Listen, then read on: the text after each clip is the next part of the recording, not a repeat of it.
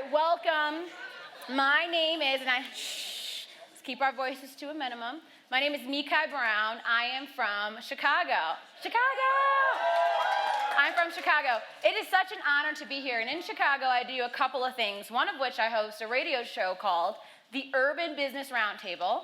It's on WVON 1690. You all can download the app and hear me every Saturday morning at 9 o'clock talking about diverse entrepreneurship. And then I also have my own show. I believe that entrepreneurship is a really big deal. Owning something is a really big deal. And talking about diversity is a really big deal. Who here wants to be an entrepreneur? Good. Who here thinks they may want to be an entrepreneur? Who here knows that you can literally be an entrepreneur if you want to? And you could do it starting today. All right? Call and response, all right? Yeah. Great. No, I'm like really not feeling the energy. So we're going to change things up a bit. So our audio techs have picked some really great music. Can we give them a round of applause just for our music?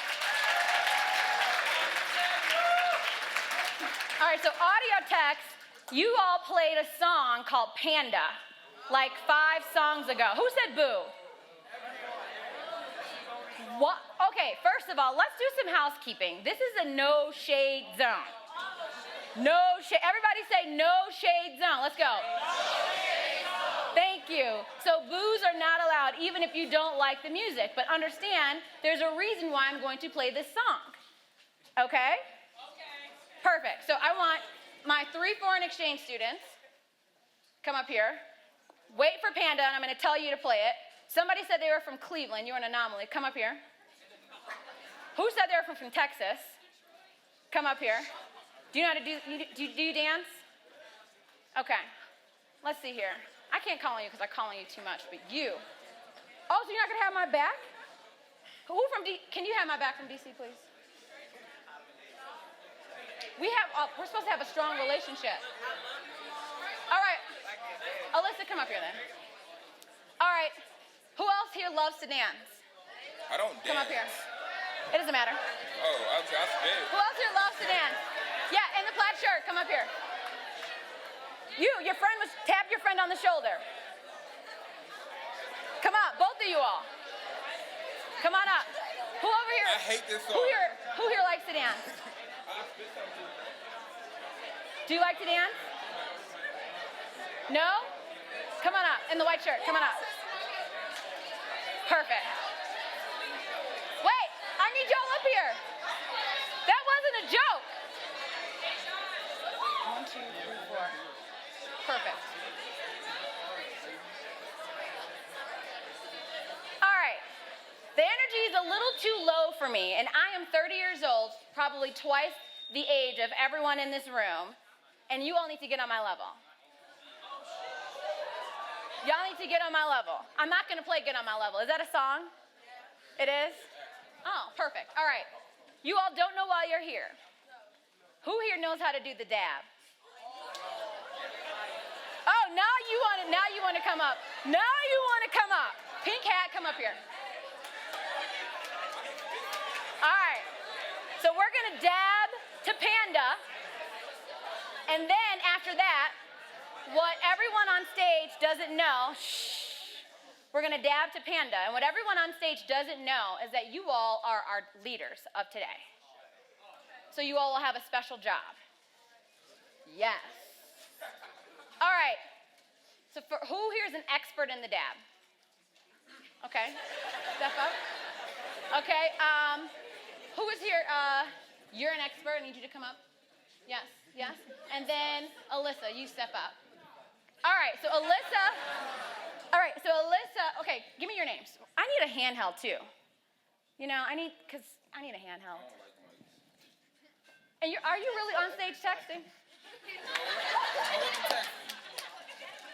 We're not ready for really networking. So you were talking to someone you didn't know, making an introduction so that you can meet them in the future.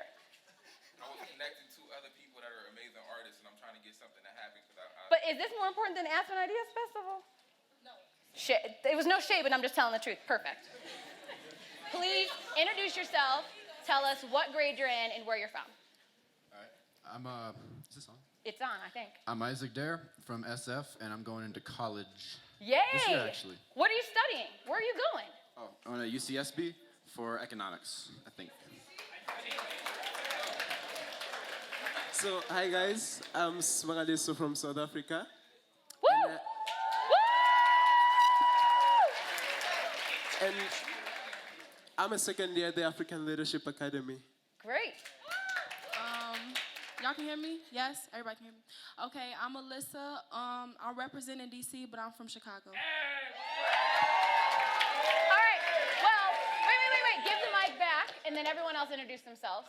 And I know we're tight on times. I got it. So I go rogue all the time, and they're like, Mika, if you don't stop at 5:30, we got problems. So I need all you all to help me stay accountable to 5:30, okay? Please help me, or I'll get fired, literally. You got me? Well, I know, because you always got your phone out. All right, go ahead. Hey guys, my name is Joe Baraka. I'm from Democratic Republic of Congo. It's my Woo! first. You passed it. It's my first time being on stage, and I'm ready to challenge myself to see can I dance really. Yes. Hi everyone, I'm also from South Africa. My name is Marubini Mushere, and I'm also a second year at the African Leadership Academy.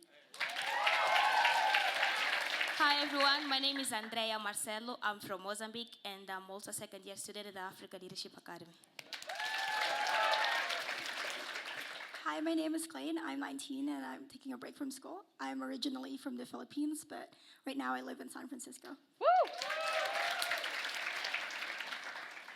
So hi, my name is Dejan Hargis. I'm from Cleveland, Ohio. I'm 17 years old, and I go to Cleveland School of the Arts. This year, I am your Midwest National Student Poet. Woo! He was like, look, I can text and I don't need a microphone. I'm Karen LeMay, and I'm from here. I'm 17. Woo! What up, y'all? I'm Forrest. I'm from here as well. I'm 17, junior in high school. Thanks, bro. It's Bad really hair cool. day. Cool like Bieber hair. I love it. Love it. All right. Now, our leaders. We got our leaders, our three leaders. I need everybody to get up out of your seats right now. Get up out of your seats. I told you all you didn't have enough energy for me. Now, our leaders are going to teach you how to dab. Teach you how to dab with using Panda. But wait, let me figure out how to get off the stage. Because I got to see you all. All right, audio, whenever you're ready, please play Panda.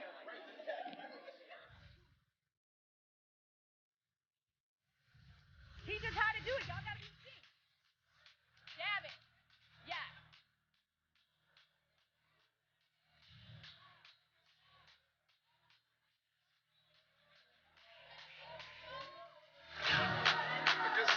Come on, you all. Follow along with them.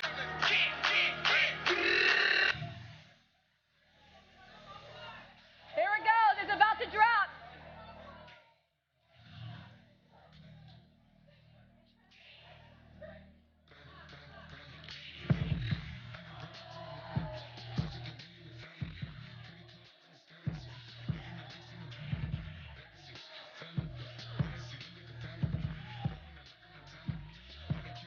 All right, we need the audience to be dabbing too. Where are you at? We need the audience to dab.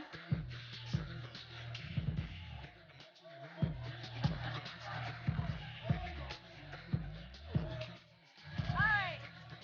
Thank you. Let's give everyone a round of applause. All right. Okay. Here's the next thing. I told you all that you're up here for a reason, right? You all are the captains of the day, team captains. So we're going to need you to do different things, and you all will be designated as a captain.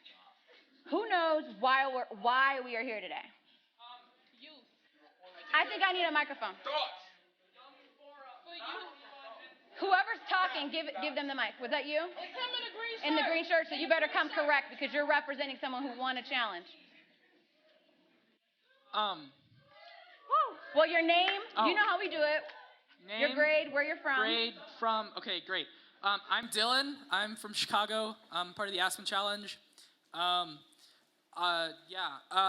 here. We're here because we're all 21 and younger. That's incorrect. That's That's not right. Who knows why we're here? Right in the back. I'm Jairam from Florida. Hey, John. Jairam. Oh, what was that? Jairam. Jairam. Yeah, Jairam. Jairam. I'm from Florida. I'm 18, and I go to Santa Fe College, kinda. I'm gonna go to Santa Fe College. Woo! To major in communications. Woo! Learn how to speak, right? We're here to talk about big ideas, right? Exactly, but what type of big ideas? There's one word we're missing. No. I'm not sure. You're not allowed to talk for the next 30 seconds. Yes. Who else has their hand up? Right here in the front. All right, DC, you better come correct with why we're here. Stand up, and you already know how we do it.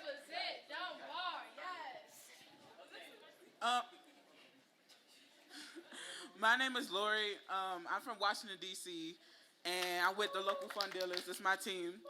And we're here to talk about big ideas. Big ideas? That has to do with entrepreneurship. Nah, girl, I was just talking about entrepreneurship because I'm an entrepreneur. Listen. All right, so shame on you, everyone, for not knowing why we're here. So some people just randomly told you to show up somewhere and you're going to show up not knowing what we're going to talk about? No, you have a brain for a reason. We have freedom of thought for a reason. Everyone needs to ask questions, right? Everyone needs to ask questions. You can ask questions respectfully, but you should know why you're here. This is why you're here. Today's goal is to empower a diverse group of thoughtful, socially conscious young people, that's you, okay, to engage in solving the critical issues of the day. Do you understand? Diversity is so important. Do you know the definition of diversity? I had to look it up. Hold on. Non-segregated. What else? What else do you think the diversity means? What was that?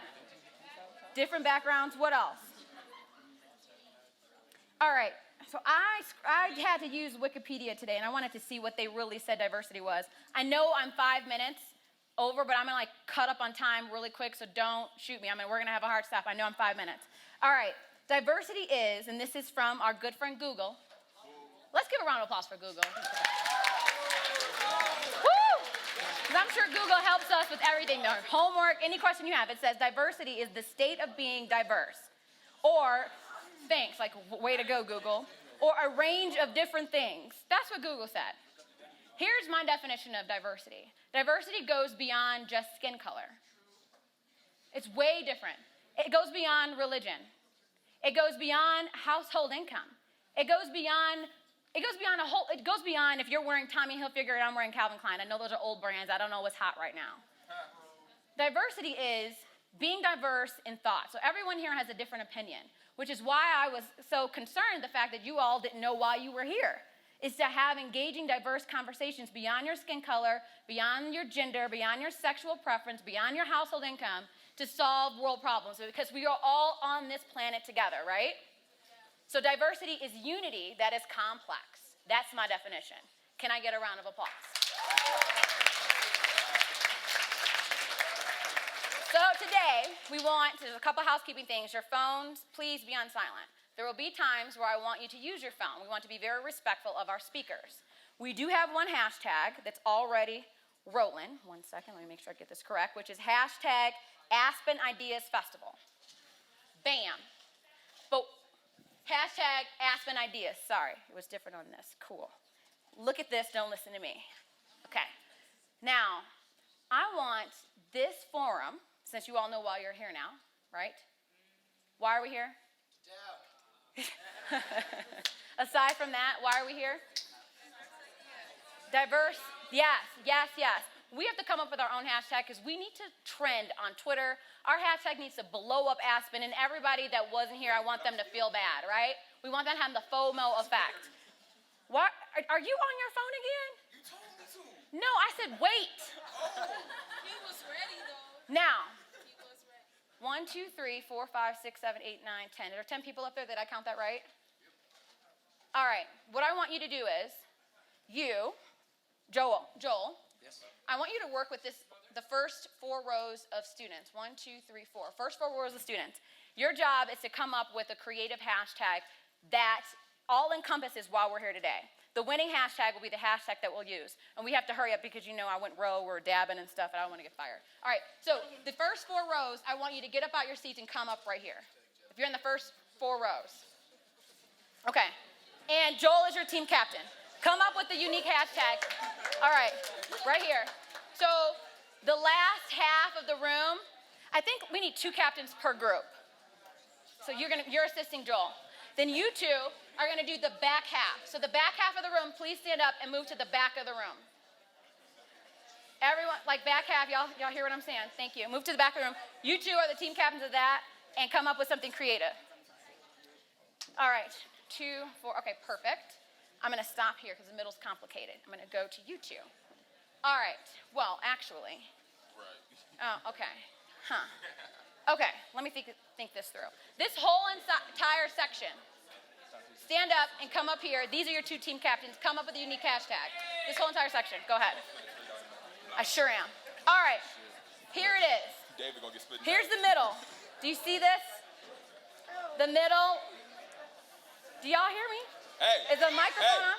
So this middle part, I need you 2, this side, stand up and go all the way to the back with your 2 team captains. Now, girl, you're getting up.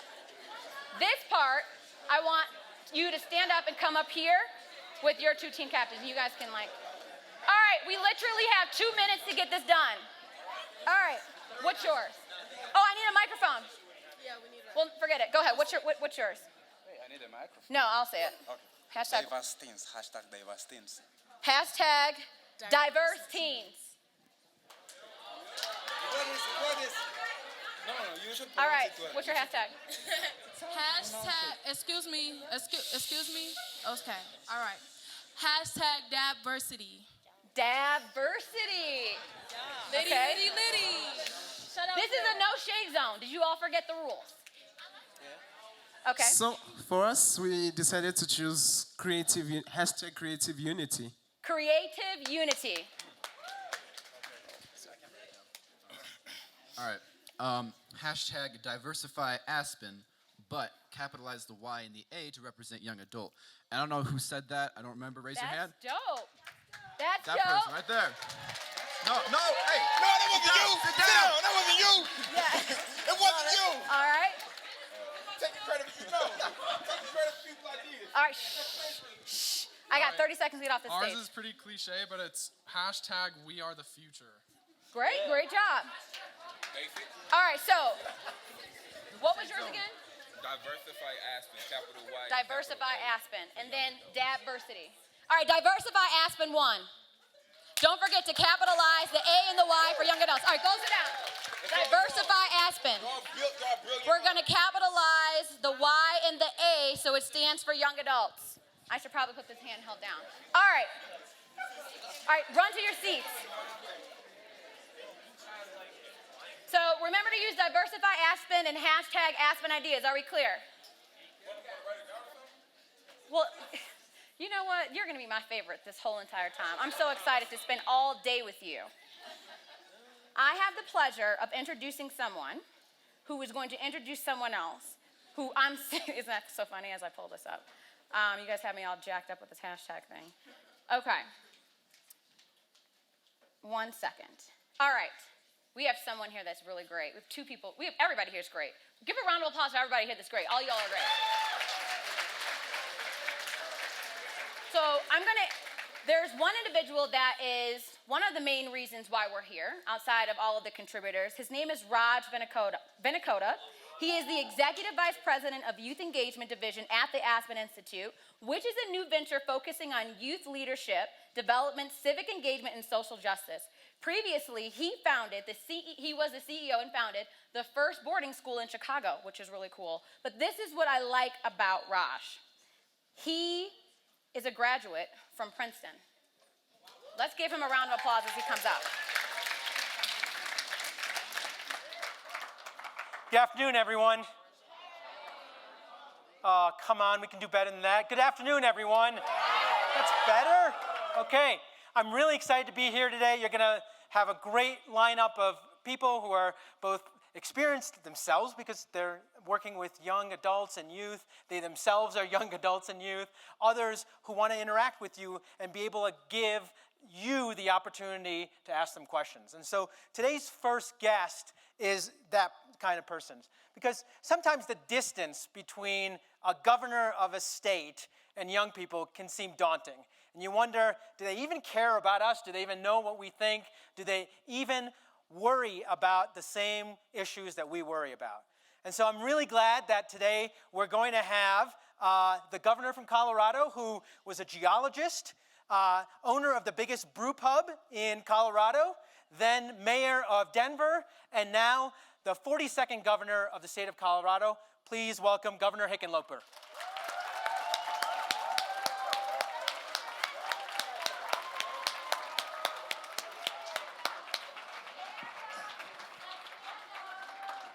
Thank you for coming. Glad to be here. I'm sorry, Governor, we didn't give you a proper hello. Everyone stand up and let's give the governor a round of applause. No.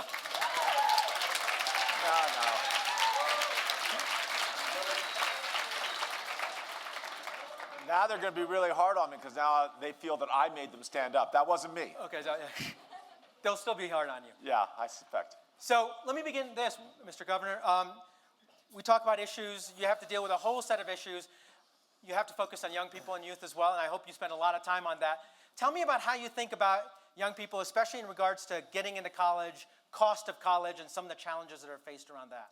Okay, well, first, let me just say thank you to the Aspen Institute for putting this together, and I think the whole concept here of getting, I think of you guys as older kids, not young adults. I'm just kidding. That's just a joke. But to get I know it's just going to get me in trouble. You just got yourself in trouble again. Intensity of energy in the room is palpable. I just got back day before yesterday. We were in Brazil, and we went to Sao Paulo and Rio, and we met with a bunch of kids there as well, young adults, and they talk about, they are so far beyond the future, right? They don't talk about the future anymore. They say, we're talking about tomorrow. And when they say the word tomorrow, they're looking at it with a little elasticity. But when I was coming in here, I think, this is a group that's going to be thinking tomorrow, right? Not about 10 years from now or 50 years, and you got to keep that long vision there, but tomorrow. Anyway, when we think about kids and college, my executive assistant in the office is 37 years old, just had her second kid, and she still has $80,000 of college debt that she was encouraged to take out loans, and it's a joke. So one thing we're doing in Colorado, we partnered with LinkedIn to talk about skills and not just about degrees. And everything you do in life, if you learn a skill, there's a badge or certificate. LinkedIn's going to help have a living resume. And when you go look at classes you might take at a community college, something like that, you wouldn't necessarily have to have it for a degree, but when you click on that class, it'll show you the skills you'll get and the competencies you'll get. And then click on those skills, it'll show you what kind of jobs would be good for. Click on the kinds of jobs it's good for, and it'll go right to who's hiring and what are they paying. And I think that kind of stuff of collapsing the space between how people earn a living and where you learn the different skills and competencies and kind of saying we don't all have to have degrees is a big step forward. And we're tying that in also with what we call experiential learning, but basically apprenticeships. And so kids, instead of going to their junior year in high school, we're saying if you want to, you can go and work for a company or just go to a business school and spend, 3 days either at work or at a business school, and then 2 days going to a community college and learning skills that will specifically make you better at whether you're working in a bank or an insurance company or anything like that. All those stuff, you're trying to really accelerate how we can get the things that people need for their careers, no matter what their age is, get them in real time so that they're getting, as the economy changes so fast, that they're prepared for the changes. So one follow-up question, and then I'm going to turn it to the audience to ask more questions. As a businessman and now as a governor, what advice would you give then to these young people as they look to the future in terms of college, jobs, and so on? Well, and again, I'm not going to say how old I am, but I'm 64. I don't like saying it. I feel so old with all the energy in this room. But when I was just going to college, I felt it was so daunting. I thought the world was just stacked. The deck was stacked against me. And I look back at where you guys are right now, and I think the world's about to open up. And I think you guys are going out into life at the greatest time that a generation could really come of age. So I guess my only advice would be, work hard, be nice, and never quit. How's that? Sounds good. Questions for the governor, right there in the middle. Can you please stand up and just tell us your name? My name's Amit. I'm from Los Angeles. Mike coming. Thanks, man. You guys from all over the United States? Mm-hmm. So cool. And more. And more. All over the world. My name's Amit Dodani. I go to school at the University of North Carolina, Chapel Hill. I'm from Los Angeles. Question for the governor. You're an influencer in the space beyond Colorado, so I'm going to talk about, national stuff. We talk about college, but focusing on high school and elementary and middle school education. The education system disproportionately harms minority communities. And it's not that college is too expensive, it's that minority communities don't even get to college. They drop out before. How are you as governor engaging with the education system to benefit these minority communities? Great question. And I should let Raj answer that, because Raj is one of the national leaders, one of the world leaders in how to do this. Here, we've kind of distilled down of all the charter schools and all the things. The basic ingredients you have to have, if you can't do a 24-hour-a-day, 5-day-a-week program, longer school days, longer school years, a much more attention to the culture of the school. Wherever they're going, there's got to be a level of engagement and ownership. Kids have to have responsibility if they're really going to learn. We have a charter school group in Denver Public Schools. Denver Public Schools is about 90,000 kids. It's the biggest school district in the state. And this charter school group will have about 20% of the total kids by the end of the year after next.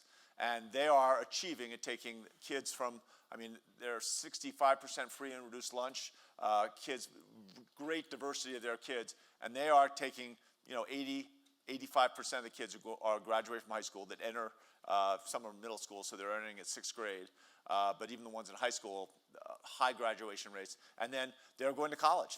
The two biggest high schools are at 100% for the last 5 years, and the other one's last 2 years or 3 years. 100% of their kids get accepted to college. Now, they don't all go, but over 90% go. So, Mr. Governor, just to follow up a little bit on that, when you're with your 49 other brethren, with your other governors, right, what do you tell them about what you're learning in Colorado in terms of education that might be applicable on the national level? Well, I think that we've got to change it faster. I'm so tired. I've been working on education I became mayor in 2003. And I wasn't like you guys. I wasn't a leader. I never ran for student council. I never ran for dog catcher. But I kind of, after we opened the brew pubs and my business exploded, and all of a sudden I didn't have to work anymore, I thought I should try and get back. And education was the place where we have spent more money and more time, and great people have spent more effort with little to show for it. So I have put more time into it now, and I think we've got the ideas. Now we have to just figure out how we're going to scale it. And it may cost a little more money. The amount of money it would cost is a fraction of what the benefit would be if we did it. Again, longer school days, longer school years, strong cultures, provide a community of support to help kids that are dealing with chaotic lives outside of their school so that they can achieve. Great. Next question. Over there. Hello. I'm Josephat Lowe from Kenya and a student at African Leadership Academy in South Africa. I was asking, in your capacity as the governor, how do you influence the education sector to produce change makers who will offer entrepreneurial solutions to problems we are facing in the society, rather than creating employees in our societies? Thank you. How do you create entrepreneurs? And there's a screaming argument right now. Do you create entrepreneurs or are they born? And like almost everything, I think it's both. I didn't know I was an entrepreneur, and it turned out, I've started now 14 business. The brew pub I started in Colorado in 1988 is the largest brew pub in the world, not just Colorado. I'm sorry. Don't take my props, man. But we renovated old buildings, and we did them. We always tried to take entrepreneurial approaches, right? How do you measure risk versus reward? How do you really cut costs? How do you make sure that you can scale rapidly when the business plan isn't working? How quickly can you pivot and get to a position where things are going to work. That kind of approach doesn't have to be for business. And the key is taking those entrepreneurial key skills and making sure that you're training the kids in schools everywhere that this is part of not just business, but it's part of social change. And we're trying to do that in Colorado. So we do all kinds of, I think, really innovative ways of trying to find solutions to major social problems through an entrepreneurial process, just like the scientific method. Thank you. One more question. So over there. Hi, my name is Sophie Caddo. I wanted to ask you about the current standardized testing method that many colleges in the United States require for students to take. I'm talking, of course, about the SAT, the ACT. Many of you, including myself, have probably taken these tests. In addition to taking out college loans, the tests themselves cost money. Not only does it cost money to take the test, it costs money to submit the test, and it costs money to get lessons to do successfully on the tests. What I want to ask is how, as governor, politics is going about making these tests and these lessons more accessible to income families and students who cannot afford to take as many lessons as those who can.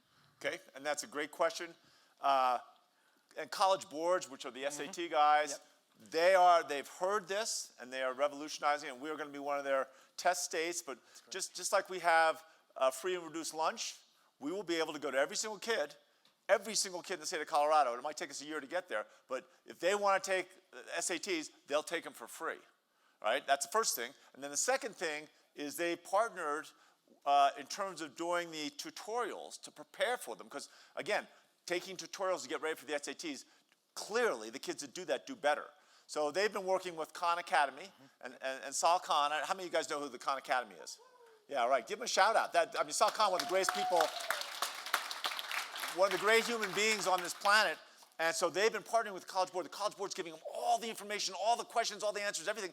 And they are designing for free, right, how to do your tutorials. And their first year of testing, the kids taking the free Khan Academy tutorials are doing every whit as well as the upper middle class kids whose parents are paying for the expensive tutoring. And that is how you address that stuff, is to take the advantage, the money advantage out of it and make sure that this country is based on every kid having an equal chance, just the way it was supposed to be, right? Exactly right. And I just go to Khan Academy. I mean, it is a tremendous program.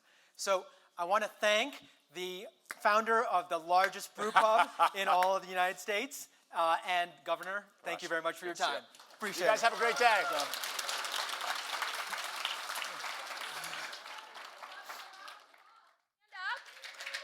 Stand up. What an honor it is for us to have the governor here. Just some housekeeping. The people here, they're here to share their wisdom and knowledge, and I think we need to show them respect by standing up when they come and standing up when they leave. Cool? Thank you. Now, who told me they were looking to hear from Dante Clark? Who knows who Dante Clark is? For those of you who don't know, you are my favorite student today, and maybe of all time. He is a poet, playwright, MC, educator, and activist from Richmond, California. In 2008, he co-founded Raw Talent, which has since merged with Rice Center to become its music and performing arts program through which Clark mentors Richmond young artists and directs them an annual multimedia theatrical production as the center's creative coordinator. Clark's life history is featured in a documentary film. Do you all know what it is? There you go, which has been screening across the country at art film festivals. His primary focus is ending the violence that has plagued his community, using his art and circulation as call to action. In 2014, he was elected Richmond's poet. Are you there? Where's he at? Let's stand up and give him a round of applause.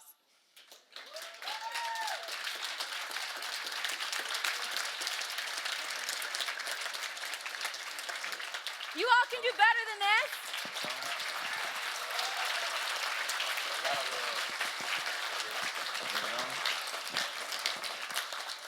My They telling me keep searching. And they telling me keep searching. In the middle of these bars, I think I found my purpose. Can't cover up these scars. I let you see that we hurting. It's the corner of my soul that's telling me it's all worth it. Nah. Dead bodies, they keep haunting me. 25 years old, that's all I want to see. But they be thinking about harming me. I'm just searching for taste harmony. As morning dew glaze across cracked bottles and torn plastic and uncultivated soil. In a crammed space rumbles an appetite deep inside Section 8 housing beneath the rusted ceiling with iron tears in a quivering pit bellows off the cliff notes to God. Here lies a brown boy who awakes to a molding frost setting into his bones. The third morning this week he struggled to climb out from his weeping puddle, search through rubble for water ground to plant his weary feet. It be the pieces of watching your best friend head explode in front of you. The sight, mind-blowing to say the least, don't you think? With scrawny shoulders and sinking faith, this brown boy carries 17 caskets and uncultivated soil on his back as he drags himself through a thick cloud of purple smoke to stagger down a condemned pathway to the end of your classroom, cuffed in a black hooded sweatshirt man obituary. There in the corners where he fold, crumble at each tick of that clock, knowing that in here or out there on that block we waste, where the living usually forgets about the dead. Is that why these teachers don't see us? If metallic locks and slave ships be the only things planned in your lessons, then how can you free us, huh? How can you reach us with firm grip if your hands are full from holding on to Eurocentric lectures? Treat us absent when they don't feel connected to my presence, huh? Can't call on raised hands of ghosts, so we float. Hallway glide to dump and locker room gatherings for a post. We host school grounds as purgatory. Pretend that diploma will exempt us from a white man's gun. Street sweep this poverty and teach me back my native tongue like really though. Like really know the people you're supposed to be serving. Or is it that you do know? You are afraid of our awakening. Well, either way, I am that brown boy. Each morning, someone like me enters your classroom. Outside of school hours in a prison grave is an early cell being carved and dug to stack profit when brown bodies decay. Your empathy will carry me a long way, but tell me, how is your sorries going to save me? And they're telling me keep searching. In the middle of these bars, I'm trying to find my purpose. Can't cover up these scars. I let you see that we hurting. It's the corner of my soul telling me it's all worth it. Nah, dead bodies, they keep haunting me. 25 years old, that's all I want to see. But they be thinking about harming me. I'm just searching for taste harmony somewhere in America. My 2 feet are Nike shoelace on jaded. Sidewalks a crisscross rhythm with Proverbs, scriptures, and Psalms to Yah, him printed on my heart. It's patterned to the blues that jazz in AT shoes here. We overstepped last night's news of blood spills where life at its earliest years slips in cracks and pits of ghetto bellies hunger, cling to ribcage. Ribcage, fifth and chesty liquor, swallow. Hennessy tears dropped on vacant lots, maybe. A rose or two will grow from the asphalt, slanted. Clipped petals, crimson dip, cause when thugs cry, bloodshed, yeah. These streets will do that to you. You'll be somewhere in America, folded wide in the pockets of court cases when white men in black gowns gavel, racist sightings in silence, you sit there. Clenched teeth seat with grief and cry. When 12 strangers, all who favor disciples of white God, hang blacks with a life sentence. When prideful stands that tap dance and glance from the abyss of a blue-eyed sea. See, I see, y'all see me as a light sentence. Yeah, yes you do. That's what I heard. That's what I heard. I heard my skin, this nose, my sis, my bros, you count as your foes, a byword like black. Like black be me, like I ain't the soil, like this blood, ruby red, jewel post ain't royal. What? You think I ain't somewhere in America? A full shoulder width of brick of burden sacked across my back, sack like nowhere for hire. Planks, I sights, nowhere for hire, like do you know where for hire? Aside the county. Aside the state, aside federal numbers across my breastplate, aside a thick steak of vet in the breathtaking and after nights when we have to fight against everything, because somewhere in America, there's a child left behind to daily bread and molded crumbs when bums beg me of my pennies for Denny's instead of the Most High's mercy. Thirsty and starving, living waters, gardens of Edens. Fruits be best without heathens, misleading souls to evil knowers. Where you going? Somewhere in America. I goes to find me some freedom somewhere in America. Whitey says I's free and I believe him. Can't leave him here, no. That ain't the best of things to do. Go home to the motherland for what? I's fine right here in the zoo. Ooh. What's left with you? Don't you know no right? I was okay with anything we get, shit, long as I was equal to the whites, but not like this, so I'll kick your head and dirty like, yikes, be me for what? What's special about me is I be. It's I be me, I gets nowhere but grave. Engraved picture on a shirt, facetious white Jesus left me dead in a church somewhere in the South. Television sold me. Tell a vision of lies convenient for your couch. Anything to entertain your mind, control how you think. You think, because you think. Who told you that? Who told you that freedom was somewhere in America? Because I've been side road hiking, college paper typing, 2 jobs overnight, overtraining Tyson, biting and fighting my way through the Holyfield, and I ain't seen it. Who told you that somewhere in America affirmative action meant favor? For you, I'll wait. At the Fruitvale Station, wait for Oscar. Grant us peace for Eric. Garner the spirits of hip-hop lyrics, a toenail closer inside a mansion or kingdom. Stop dancing for chances. You want answers, then be them. You breathe them, sulfurize. The heat thickens. Black lives matter while livers sicken. Black lives matter while livers sicken from vodka. Bloody Mary shots, they bullet our babies to submission. Attention is payment. So what do you invest your time in, Sin? If it's not to Messiah your soul, then it's nothing pretty. We're just a pack of blind eyes chasing shadows in a burning city somewhere in America. Oh, I'll be somewhere. Listening, I'll be somewhere. Listening, I'll be somewhere. Listening for my name. When y'all got a better idea for our revolution. Thank you.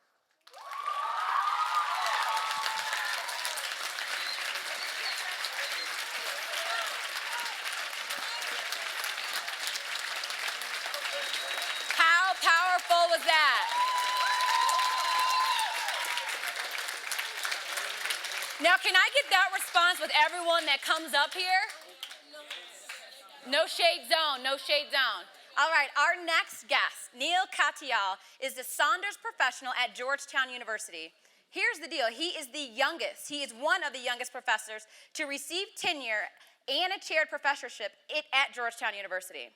A former acting Solicitor General of the United States, he has in his career argued 28 cases before the U.S. Supreme Court, including his successful defense of the constitutionality of Voting Rights Act of former Attorney General Ashcroft for alleged abuses in the War on Terror. In 2006, he won the landmark Handman versus Rumsfeld, which challenged President Bush's Guantanamo and Geneva Convention policies.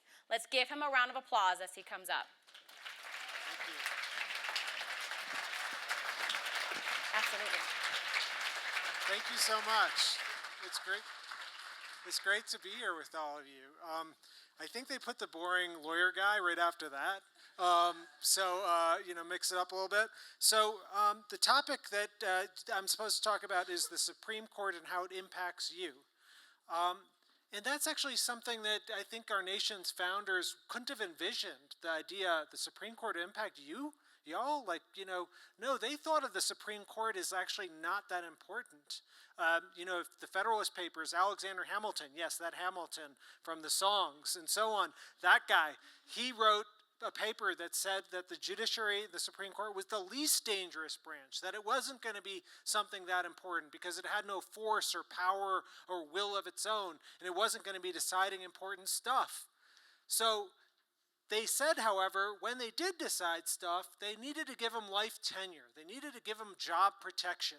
So our Constitution in Article 3 says that. It says you can't remove a justice just because you don't like the way they voted, effectively. So, what happened? What happened at the founding? Everything's different now. The Supreme Court's hugely important. It's hugely important to you. So let me just spend a couple minutes telling you what they're doing. So just take the last week. In fact, let's take the last 4 hours. 4 hours ago, the Supreme Court struck down the laws in Texas restricting abortion. Now, huge, momentous thing. So in 1973, the Supreme Court, in a case called Roe versus Wade, had some other laws from Texas, abortion restrictions, and they said, no, you can't have those. And they said that's true, you can't have them even if everyone in the whole state thought that they wanted those laws, they wanted to be pro-life. They said you can't do it. It's unconstitutional. And that's what it means when you say something's unconstitutional. You're sweeping it off the table in our democracy so that even if 100% of the people want to vote for it, you can't do it. So that's what the Supreme Court said today. Even if 100% of the people in the state of Texas want to restrict abortion, can't do it. It's unconstitutional. That affects you. Now, last week, another case from Texas, last Thursday, just a few days ago, University of Texas has an affirmative action program. And they felt that they weren't getting enough minorities in through their regular admissions processes.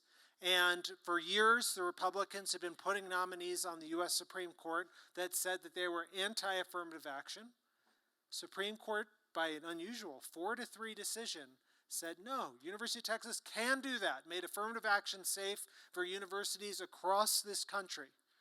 Big, huge, momentous things. I know a lot of you think a lot about violence in schools, guns. Supreme Court, a couple decades ago said that the Congress couldn't, it lacked the power to keep guns out of schools or within 1,000 feet of schools, that it was unconstitutional for Congress to pass a law that said if you bring a gun within 500 feet or 1,000 feet of a school, it was a federal crime. They said Congress couldn't do that. Supreme Court's also said you can't restrict gun ownership too much because it's an individual right enshrined by our Second Amendment. Well, look, you might disagree, you might agree with all these things. My only point to you is to tell you how important they are. A lot of you have smartphones. Supreme Court last year said, boy, smartphones are really different. People do have individual rights of privacy in their smartphones. So, up until last year, if the government stopped you and arrested you, just saw you, they thought you were, driving too fast or whatever, and they saw you had a phone, they had the right to basically look through your phone. Now, that worked in the old days when you had, not a phone, because mobile phones didn't exist, but you had, a file folder or something like that. Maybe there was, some weapon you had in there, so they were allowed to look. But they took that and said, the government's law enforcement, FBI, said, we can look through, people's smartphones and all their most personal data. The Supreme Court unanimously, every one of them, 9 of them at that point, said, no, people's smartphones are different. They have their whole lives on there, their romantic lives, their health information, their financial information, and Lord knows what you have on your cell phones. And they said, that's all different. You can't do it. You can't take those old rules from the analog age, apply them to the digital age. President's Affordable Care Act. President Obama said there are 50 million Americans who don't have health insurance. And he passed a law after spent his whole first term trying to get that done. Challenged, almost lost, 5-4 decision. The Supreme Court said, no, President, you had the power to do that to insure 50 million Americans who couldn't otherwise afford health insurance. And look, I could go on and on.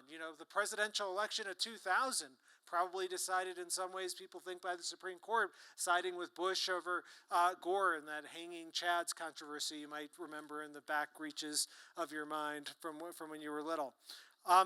But look, I guess I just want to leave you with this one thing. The Supreme Court's way more important than any one of these things I mentioned, and people can have different views about all this. It's just that it's what they do on a daily basis that affects the lives of so many people. And here, just let me close with a story. You heard about this Guantanamo case I had. It was my very first case. I was a law professor. I just wrote articles. I didn't litigate. I didn't go into court, any of that stuff. And in 2001, the nation had been horribly attacked. And I, like so many people, wanted to go and help get the bad guys and, those responsible for perpetrating this horrible attack. And 2 months later, President Bush, I remember I was watching CNN, and at the bottom of the CNN, there's that ticker thing, the news, and it says at the bottom, President Bush issues order for military trials at Guantanamo. And I thought, wow, that's interesting. When we were in the Justice Department, we thought about doing something like that, but we said, you can't have military trials for people. You got to have the normal court system, at least unless Congress says otherwise. So I went on, this is like during dial-up internet. I went on my friend's dial-up computer, and I typed in whitehouse.gov, and I looked at the president's military trial order, and honestly, I thought it was a joke. You know, there's a fake White House website. I thought I was on that thing, the spoof one, but it was real. The president was saying, I, President Bush, can create a whole new court system, pick the prosecutors, pick the defense attorneys, pick the judges, handpick the appeals judges, define all the punishments, which he said were the death penalty. He said define the rights that the defendants had. He said 0 rights, no rights in these trials in which someone's life was at stake. And then he said, and by the way, the federal courts can't review what I'm doing. The U.S. Supreme Court has no role in this. I get to do what I want. And I thought, look, you know, I'm a big believer in trying to go after these people, but that's way too much. So I did what law professors do. I wrote a law review article about it. Nobody read it. It was boring. But then I said, you know, I got to step up. I got to do something. So I started working with a Navy attorney assigned to the defense, and I said, let's create a case. Let's challenge this. Let's trigger out how can we get the Supreme Court involved. And so I said, look, you know, who's at Guantanamo? And he looks through all the people, and he's like, okay, I think I got the guy. This is not a guy who's actually killed anyone or anything, accused of even killing anyone. So he doesn't have blood on his hands. He's the guy who we should represent.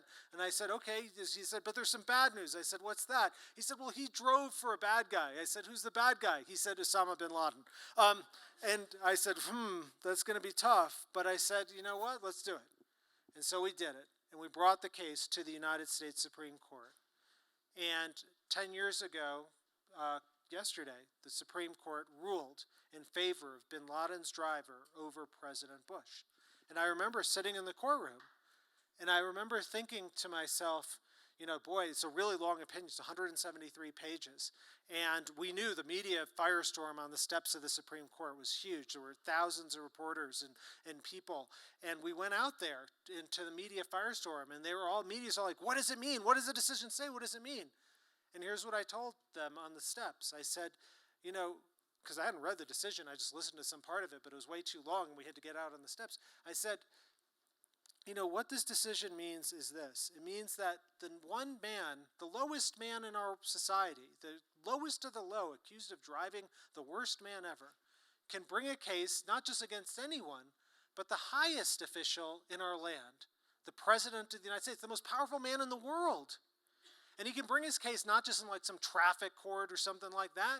He can bring his case in the highest court, the U.S. Supreme Court. And if he's right, he can win. That's something profound about America. That's something great. In many other countries, this guy, Mr. Hamdan, would have been shot for bringing his case. More to the point for me, his lawyer would have been shot. But America's different. It's special. Our founders recognized we were going to make mistakes, and we put a Supreme Court in for that reason. And it reminded me of what John Roberts, our Chief Justice, said at his confirmation hearing when he was going to be Chief Justice. He said, you know, the great thing about the Supreme Court is on one side of the courtroom, you can have the fancy law firm lawyers representing the fancy corporation with all their law books piled up high. But on the other side, you can have the little guy, and he's got none of that. No fancy lawyers, no fancy books. But if he's got a good argument, he can win. That's what makes America special. What makes it so exceptional, and what makes this court so relevant for all of you. So thank you very much. It's a pleasure to be here. You're about to hear from an exceptional American, Adam Grant.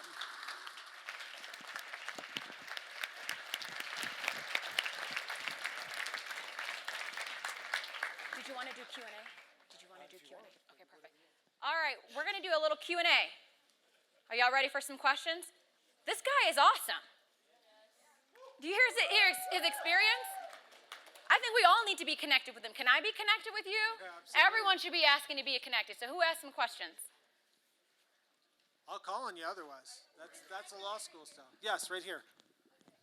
And the mic's coming to you. Hi, my name's Debbie. I am a Bessa scholar, and I wanted to ask, I saw that you were initially just a law professor. Are you still practicing? Are you litigating, or are you just being a professor now? Yeah, no, I do both, and it's super fun to do both because I have all these great students who give me energy, and it's so fun to teach, and I think it's really important to teach and give back, but at the same time, it's also really fun to actually go and change things, and to walk into court and to speak for someone. Sometimes they're not cases you'll ever hear of, but just one person, but you affect their life so profoundly, and it's a very sacred thing that you get to do, and so it's a joy to do it. But I do both. Other questions? Yes, over here in the red cap.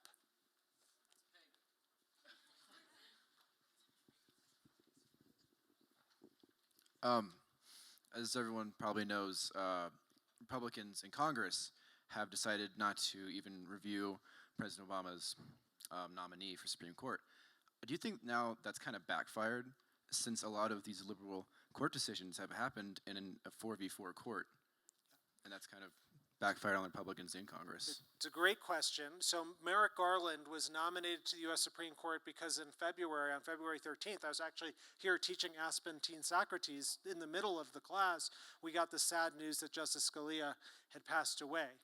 And so the court's been operating with 8 people ever since. And the reason it's been operating with 8 people is because the Republicans won't even give this guy, Merrick Garland, a hearing. Now, Merrick Garland is, I think it's fair to say, the most qualified nominee to the U.S. Supreme Court in our nation's history.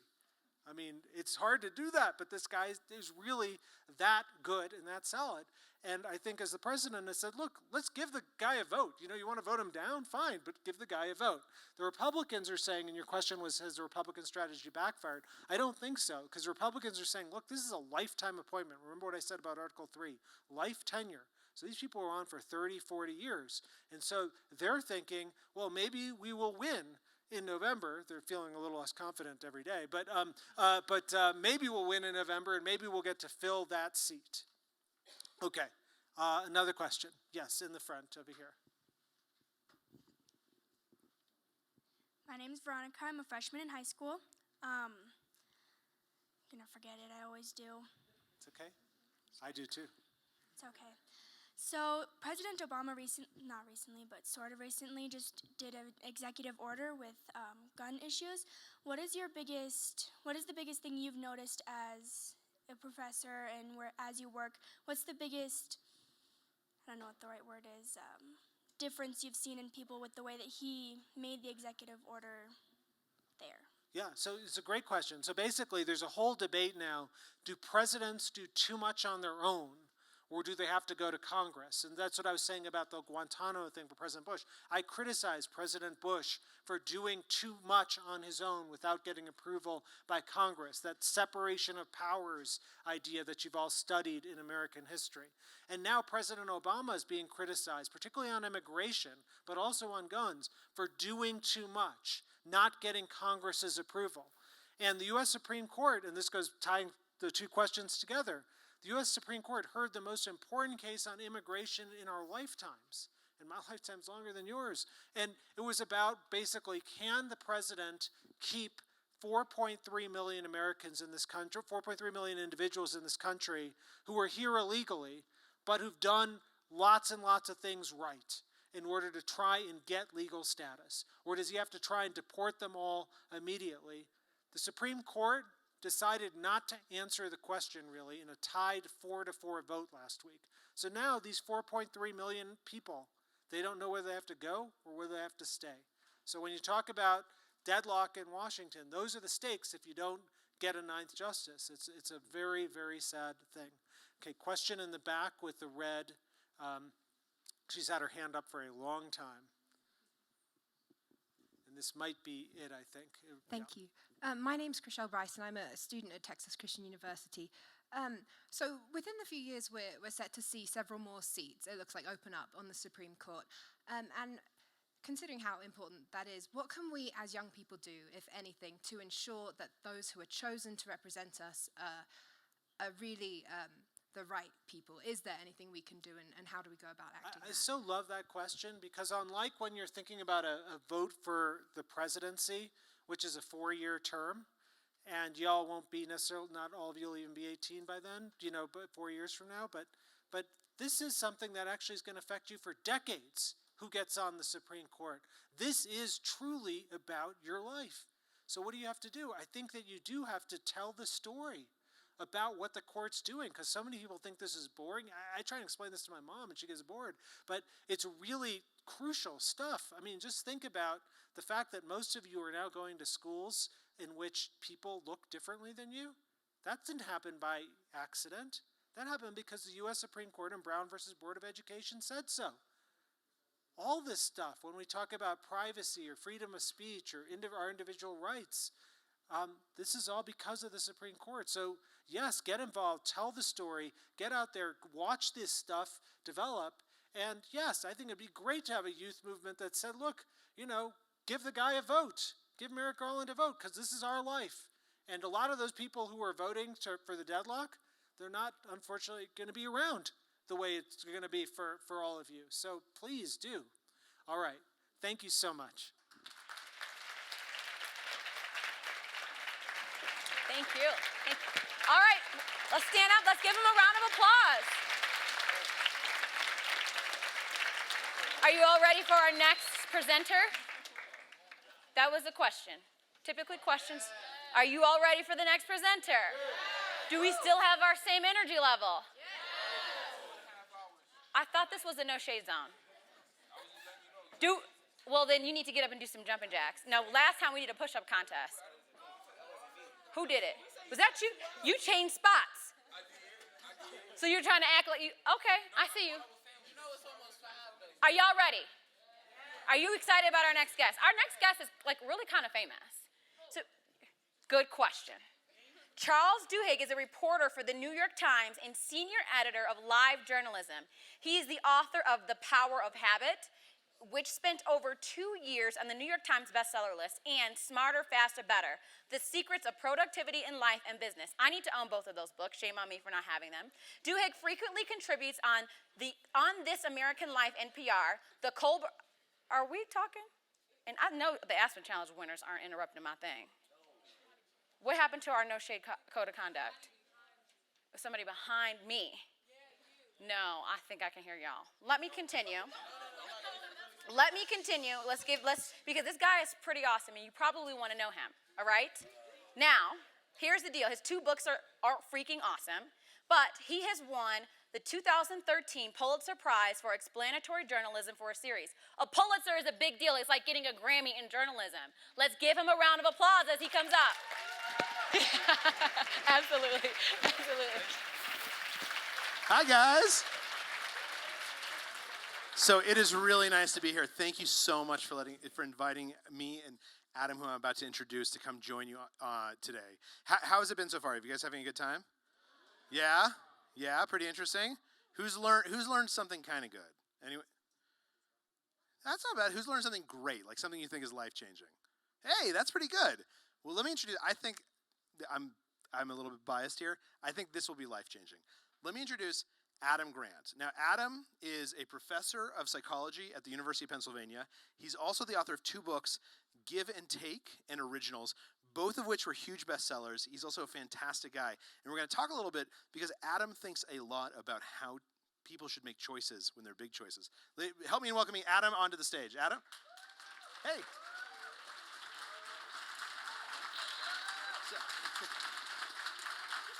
You guys are good with the standing ovation. So Charles, I heard Grammy. Are you gonna do a song for us? I'm absolutely gonna do a song. At any moment, I might break into song. Because I'm ready. Are you ready? Okay, so let me ask a question. How many of you are in high school? Raise your hand if you're in high school. How many of you are in college? How many of you feel like you have a big, important choice coming up? A hard choice, a choice that maybe will change which way your life goes? And let me ask one more question. How many of you feel like you struggle sometimes with figuring out how much to listen to your friends, how much to invest in your friends, how much to be different from your friends? Is this something that you guys... So let me ask Adam. Adam, you wrote a book, Give and Take, is all about how much we give to other people, how much we take from them. What's your perspective on this question of, if I'm making a big choice, how much I want to listen to the people around me, how much I want to give them advice, how much I want to walk my own path and do my own thing? I'm sorry, what were you saying? I wasn't listening, no.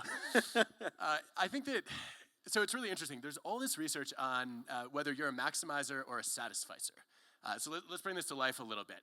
Those of you who are maximizers, when it's time to choose a restaurant to go to, you not only think about every restaurant you've ever been to, but you will go and Google every restaurant that exists in that city, and then try to read every review to make sure that you choose the best option.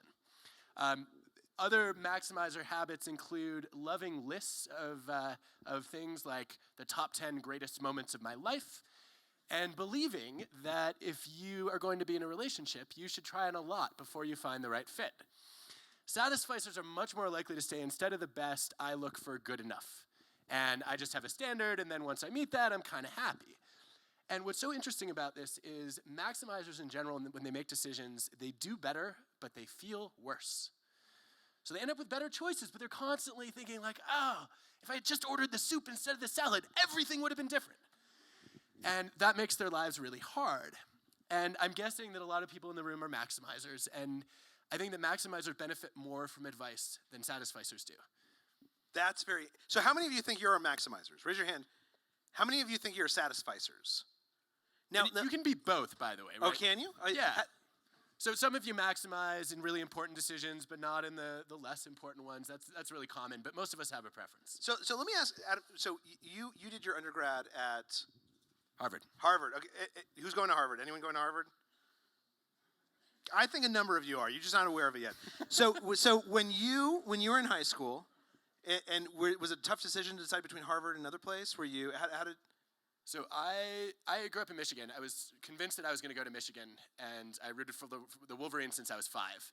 And in September, I woke up. I had a dream that I went to Harvard. Whoa! And I was like, all right, I guess I'm going to apply. So I sent in applications. Had no idea if I was going to get in or not. I went to my interview, and I had all these weird hobbies, one of which was doing magic tricks. Turns out that my interviewer loves magic, and he's like, hey, can you show me a trick? No! But I had a deck of cards, and I started doing magic, and it lasted about half an hour, and he was asking, how did you learn, and can you teach me the secrets? And then this is a big dilemma, right? Like, do I break the magician's code in order to get into college? I did not. I didn't want him to question my integrity, but I ended up getting in, and I think a huge part of it was he said, like, Harvard does not have enough magicians. That's fat. Well, and so let me ask, because the other book you wrote, Originals, is about people who are originals. When we become conformists, when we become non-conformists, when we stick with the pack, when do we deviate? I mean, going in, would you have thought that being a magician was a competitive advantage in getting into Harvard? No, I remember watching Family Guy and being told that magicians are at the very bottom of the hierarchy of entertainers, right above mimes. And I like the nerdiest thing I ever did was I helped start a magic club in college. So, like, not exactly something that will ever make anyone cool. But this is interesting because it ties into something that you've written about and something I've heard a lot, which is about when people are applying to college, they think that they need to be maximizers in the application, right? I have to be a student body president and great grades, and I have to have done X and Y and Z. And I hear a lot from universities that say, we're not looking for the person who's perfect. We're looking for the person who's passionate about something. So if you're the person who loves magic, that's more valuable than someone who's pretty good at 5 different things. Now you are at a university now. You spent your life at universities. I imagine you're very close to seeing who gets in. Is that true? Is that? Yeah. I mean, when I was applying, I remember an admissions counselor saying, look, your application year, there are over 600 perfect SAT scores, and 400 of them applied to Harvard, and we took 200 of them. So you're not really going to get in by being just extraordinary academically. You have to do something that makes you stand out as opposed to fit in. And what's so interesting about that is, like, they were actually explicit about saying, we don't want students who are well-rounded. We want students who are well lopsided. Interesting. It's like, okay, the Humpty Dumpty model of admissions. Good. But what I think is so interesting about it is this actually turns out to be a huge advantage in life. So you talk a lot in your writing about the importance of diversifying your experiences. And my favorite study on this actually looks at Nobel Prize-winning scientists and asks what differentiates them from their peers. And you find that one of the biggest differentiators is Nobel Prize winners are much more likely to have artistic hobbies. So they're twice as likely to play a musical instrument. They're 7 times as likely to draw or paint. 12 times as likely to be involved in some kind of like very basic sort of fiction or poetry writing. And get this, 22 times as likely to perform as actors, dancers, or yes, magicians. I was very excited by that fact. But part of this is just curious people are drawn to different kinds of self-expression. But there's also evidence to suggest that the time you spend doing these unusual artistic hobbies actually makes you a better scientist and forces you to think differently. Okay, so let me ask, how many people in this room would say that, how many people in this room are magicians? Raise your hand if you're a magician. Or an actor. Keep your hands up. Actor, singer. Who writes poetry? Or say, does something kind of unusual, something that maybe your friends don't do. Raise your hand if you have a hobby. Then how about playing Dungeons and Dragons? Anyone play Dungeons? That was a big one for me when I was a kid. Yeah, I was a dungeon master. What else? What else do people do? Raise your hand if you. Yeah, what do you do? Chess. Chess. And you said horse riding. Yeah. Collect coins. That's a great. Yeah. Rifles. Well, I know who I'm calling if we get in trouble up on the stage. So let me ask you this, Adam, because this gets to I think, another thing that I loved about originals that kind of, how many of you in this room have been told, follow your passion, find something you're passionate at, do that? Now, here's the tough thing, is that when I was in high school, I don't think I knew what my passion was, right? I thought it was like 12-sided die. So let me ask you, which it turns out in life, there's not a lot of practical applications for 12-sided die. Let me ask you, based on the research that you had done, based on your perspectives, how do we discover what our passion is? How do we discover what is the thing that speaks to us? I don't know, I just study this stuff. No, I mean, in all honesty, I think that if you look at the data, following your passion is really motivating and it's a great source of happiness. Finding your passion makes people miserable. The people who are looking for a calling are more likely to be depressed, anxious, frustrated with their lives. And I felt like that all the way through high school and college. Like I had all these little things I was interested in, but had no idea what I wanted to do for a career, which is why I became a professor, because I just study other people's jobs and get to live vicariously through them all. But what's so interesting to me is, has anyone read Finding Flow, or are you familiar with the idea of flow? Maybe a couple. This is the most important thing I've ever learned about passion. So flow is this state of being totally in the zone, where you're so absorbed in an activity that you lose a sense of time and place, and you don't even remember yourself. So, like, I remember in college reading, like, the first 3 Harry Potter novels in a weekend. And I finished the 3rd one, and I was so mad that Harry Potter wasn't real. Like, I forgot that Hogwarts didn't exist. That's flow, right? A lot of people experience flow when you're driving. So, you know, you're in a car, you drive for an hour, you arrive somewhere, and you have no idea how you got there. You're in flow. That's also really dangerous. Don't do it. But a lot of people experience flow when reading or writing, or when doing sports, or when creating. And I think the easiest way to find your passion is to look back over the last few months and ask, what are the moments when I was in flow? When I got just totally engrossed in an activity. And then every time you notice a moment of flow, you want to step back and ask, what was it about that task that sucked me in? And then you want to start comparing different careers, different activities to, okay, do they have those features in them? And for me, a lot of flow was actually teaching. So, you know, I found flow when I was teaching other people how to do magic tricks. I was a diver for a while, and I loved coaching diving. And that I found that sharing knowledge was a big source of flow for me. And so I was like, aha, this is a career. That's fascinating. And I want to ask one more question, then we're going to take your guys' questions. And I should just mention, we actually don't have a timer up here. So if someone just gives me a hand wave in the back when we're all done. Before I go to your guys' questions, let me ask one more question on that. Because you were a very competitive diver, right? You were really good at diving. Pretty good? Yeah. So let me ask about this thing. Once you find that thing that gives you flow, once you find something that you feel passionate about, getting good at it is sometimes kind of like mind-numbingly hard and boring and disappointing, right? It's hard. You can make a couple of gains, and then it's hard to persevere. What do we know about what people should look to get themselves to say, this is worth this investment, even though it's gotten hard and boring, and I'm not certain I'm actually going to get better? Well, I think I had 2 things that were really useful. One, I had a coach who saw more potential in me than I saw in myself. So I got to, I was in middle school just addicted to video games, and one day my mom said, that's it, like, you're getting some sunlight. And she dragged me to a local pool, and I saw a guy doing flips and twists on his lifeguarding break. I was just mesmerized. I was like, I want to do that. And I showed up for the first day of high school practice, and I'd taken a few lessons with a coach, and I asked for feedback at the end. Am I going to make the team? And he said, well, do you want the good news or the bad news? And I said, well, give me the bad news first. He said, well, diving requires 3 things: grace, flexibility, and explosive power. And then he says, you walk like Frankenstein. My grandma can jump higher than you. And you can't even touch your toes. I'm like, where's the good news? And he says, well, diving is a nerd sport. It attracts all the people who are too slow for track, too short for basketball, too weak for football. So if you work at this, you could actually become halfway decent at it by the time you graduate from high school. And I was just inspired. But actually, at the end of that practice, he said, look, I have a goal for you, which is I want you to be a state finalist by the time you're a senior in high school. And I ended up doing that my junior year and then made the Junior Olympics. And I felt like every single goal that I achieved, he raised the bar to something that I thought was impossible. And I really felt like I was going to let him down if I didn't try to live up to that. So I think you want somebody who actually sees more potential in you than you see in yourself. And the other thing was he just made practice fun. Right, so I'm supposed to get up on a 3-meter springboard, hurl myself into the air, do 2.5 flips and a twist, and land at like 35 miles an hour on the water.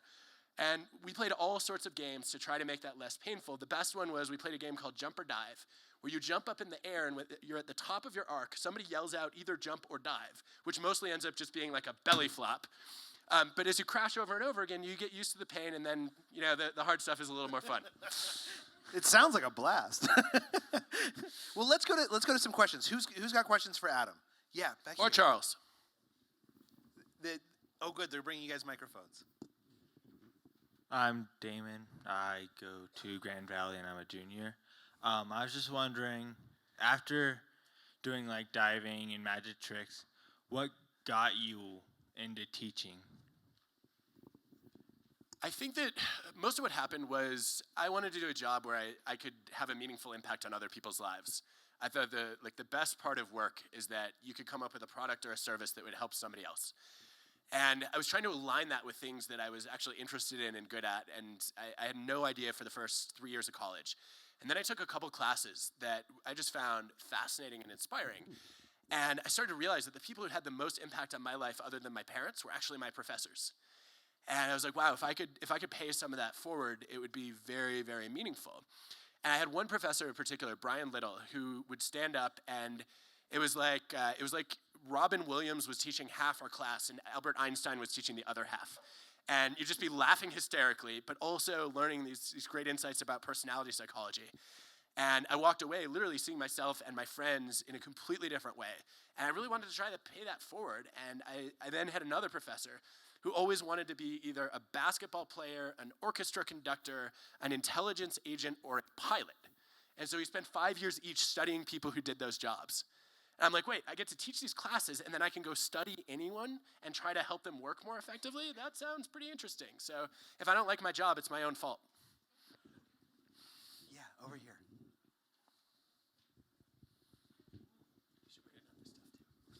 So hi, I'm Dylan. I'm a 16-year-old sophomore. And you talk about finding your flow and then kind of, following that.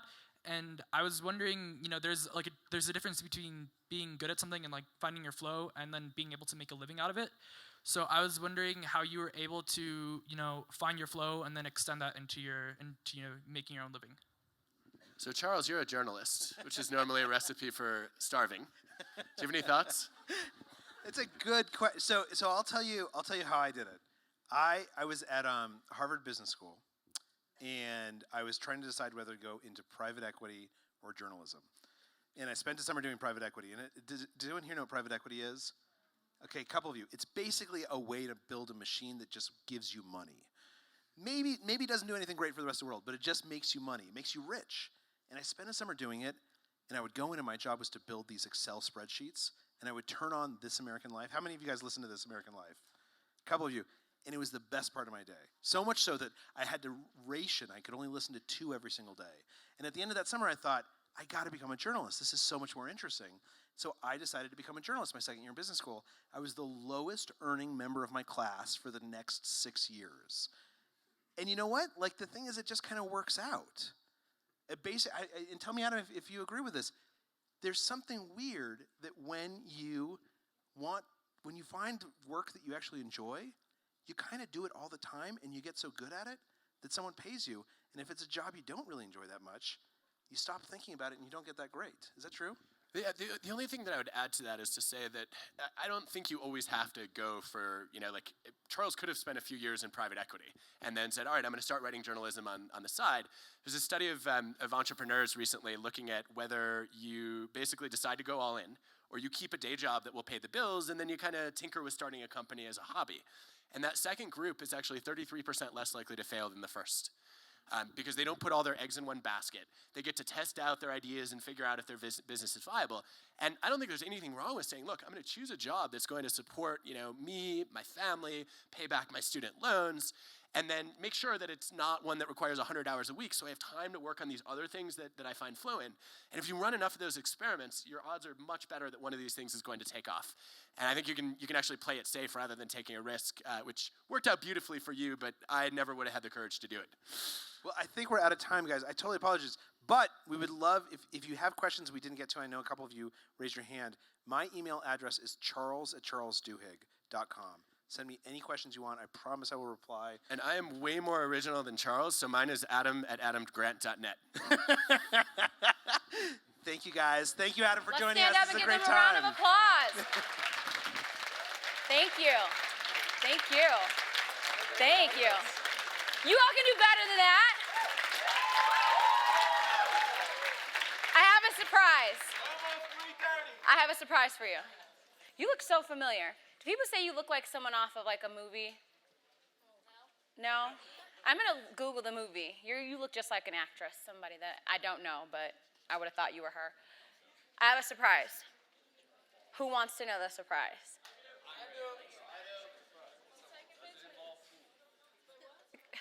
This front row right here is like literal, this half of the front row is getting on my nerves, okay? And because they know better, because I know them, we're taking a 5-minute break just to regroup, get our lives together. But before we do, 1 second. You guys are like, come on, lady. Here's the contest. We will be, they told me to stand back here.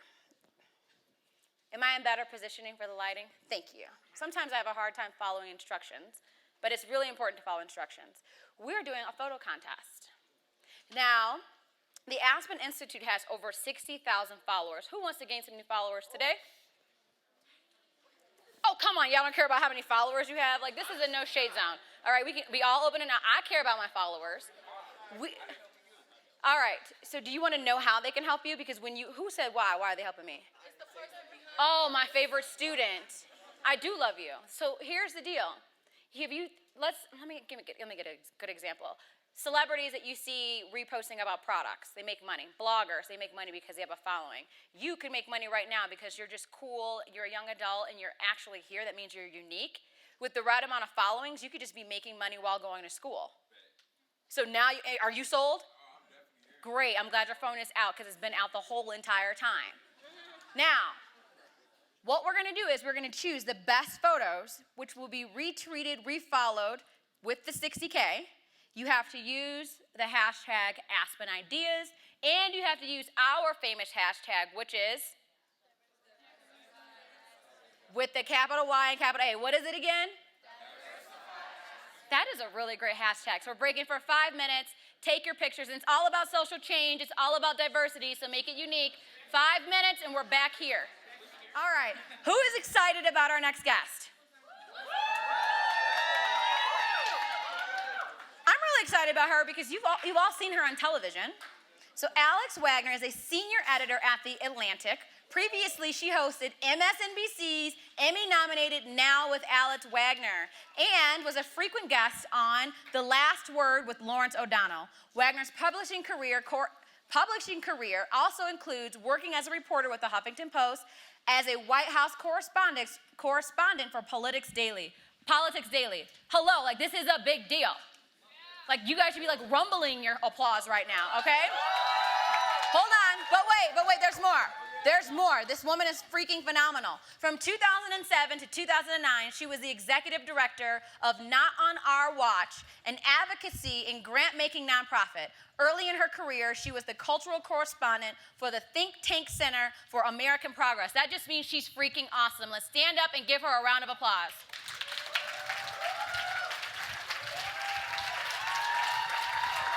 What's up, you guys? I'm doing intros for everybody. Okay. Ooh. I want to bring up, so we're going to talk about 2016, which I know you guys are psyched about. That's this year. But also, we have a big presidential election. And joining me to talk about the Millennial vote, which I'm sure you guys know a thing or two about, Kristen Soltis Anderson and Jose Antonio Vargas. Guys, come please save me and join me on the stage.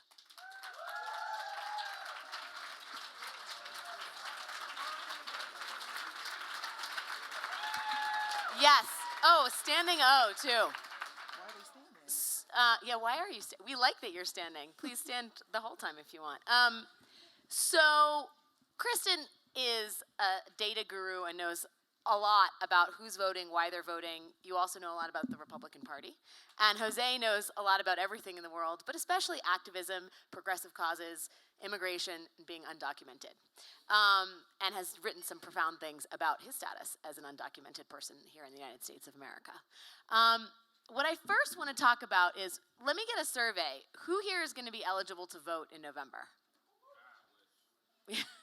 We wish to, one day.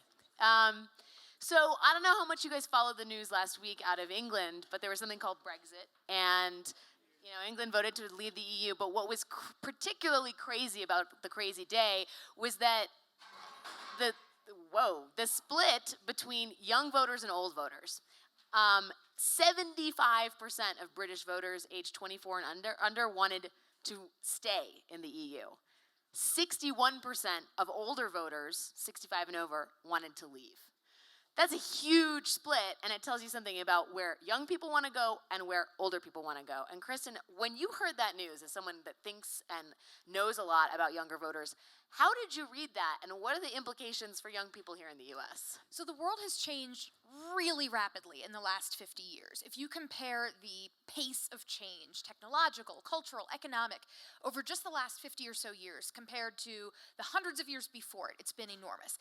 And if you think about a place like Europe, the history of Europe has been those countries all fighting with each other. So the EU is this really kind of interesting modern experiment in, can we progress beyond that and have a situation where we're all united and acting in peace?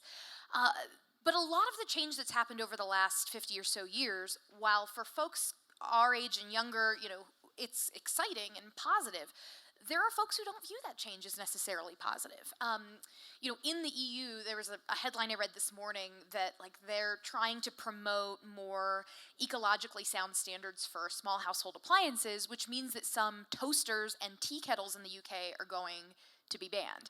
And so it's things like that where you can see somebody who's older who's like, I'm not a fan of this change at all. While somebody who's younger is like, well, fine, we have more environmentally friendly toasters, who cares?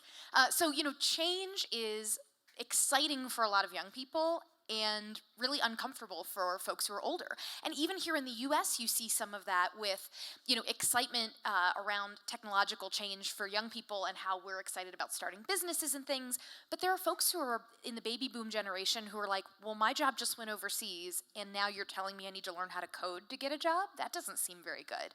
So I think there's that tension over the winners and losers in change around the world, and there's kind of a backlash to it that's happening. Sure, and I mean, if you look at winners and losers, the general forecasting around leaving the EU means that younger voters are maybe the ones that are going to get screwed in the long term, right? I mean, and it makes the split on that vote seem that much more painful, Jose. Like, here are people that wanted to stay, their country's going to leave, and they're the ones that are probably going to bear the brunt of the major financial disadvantages.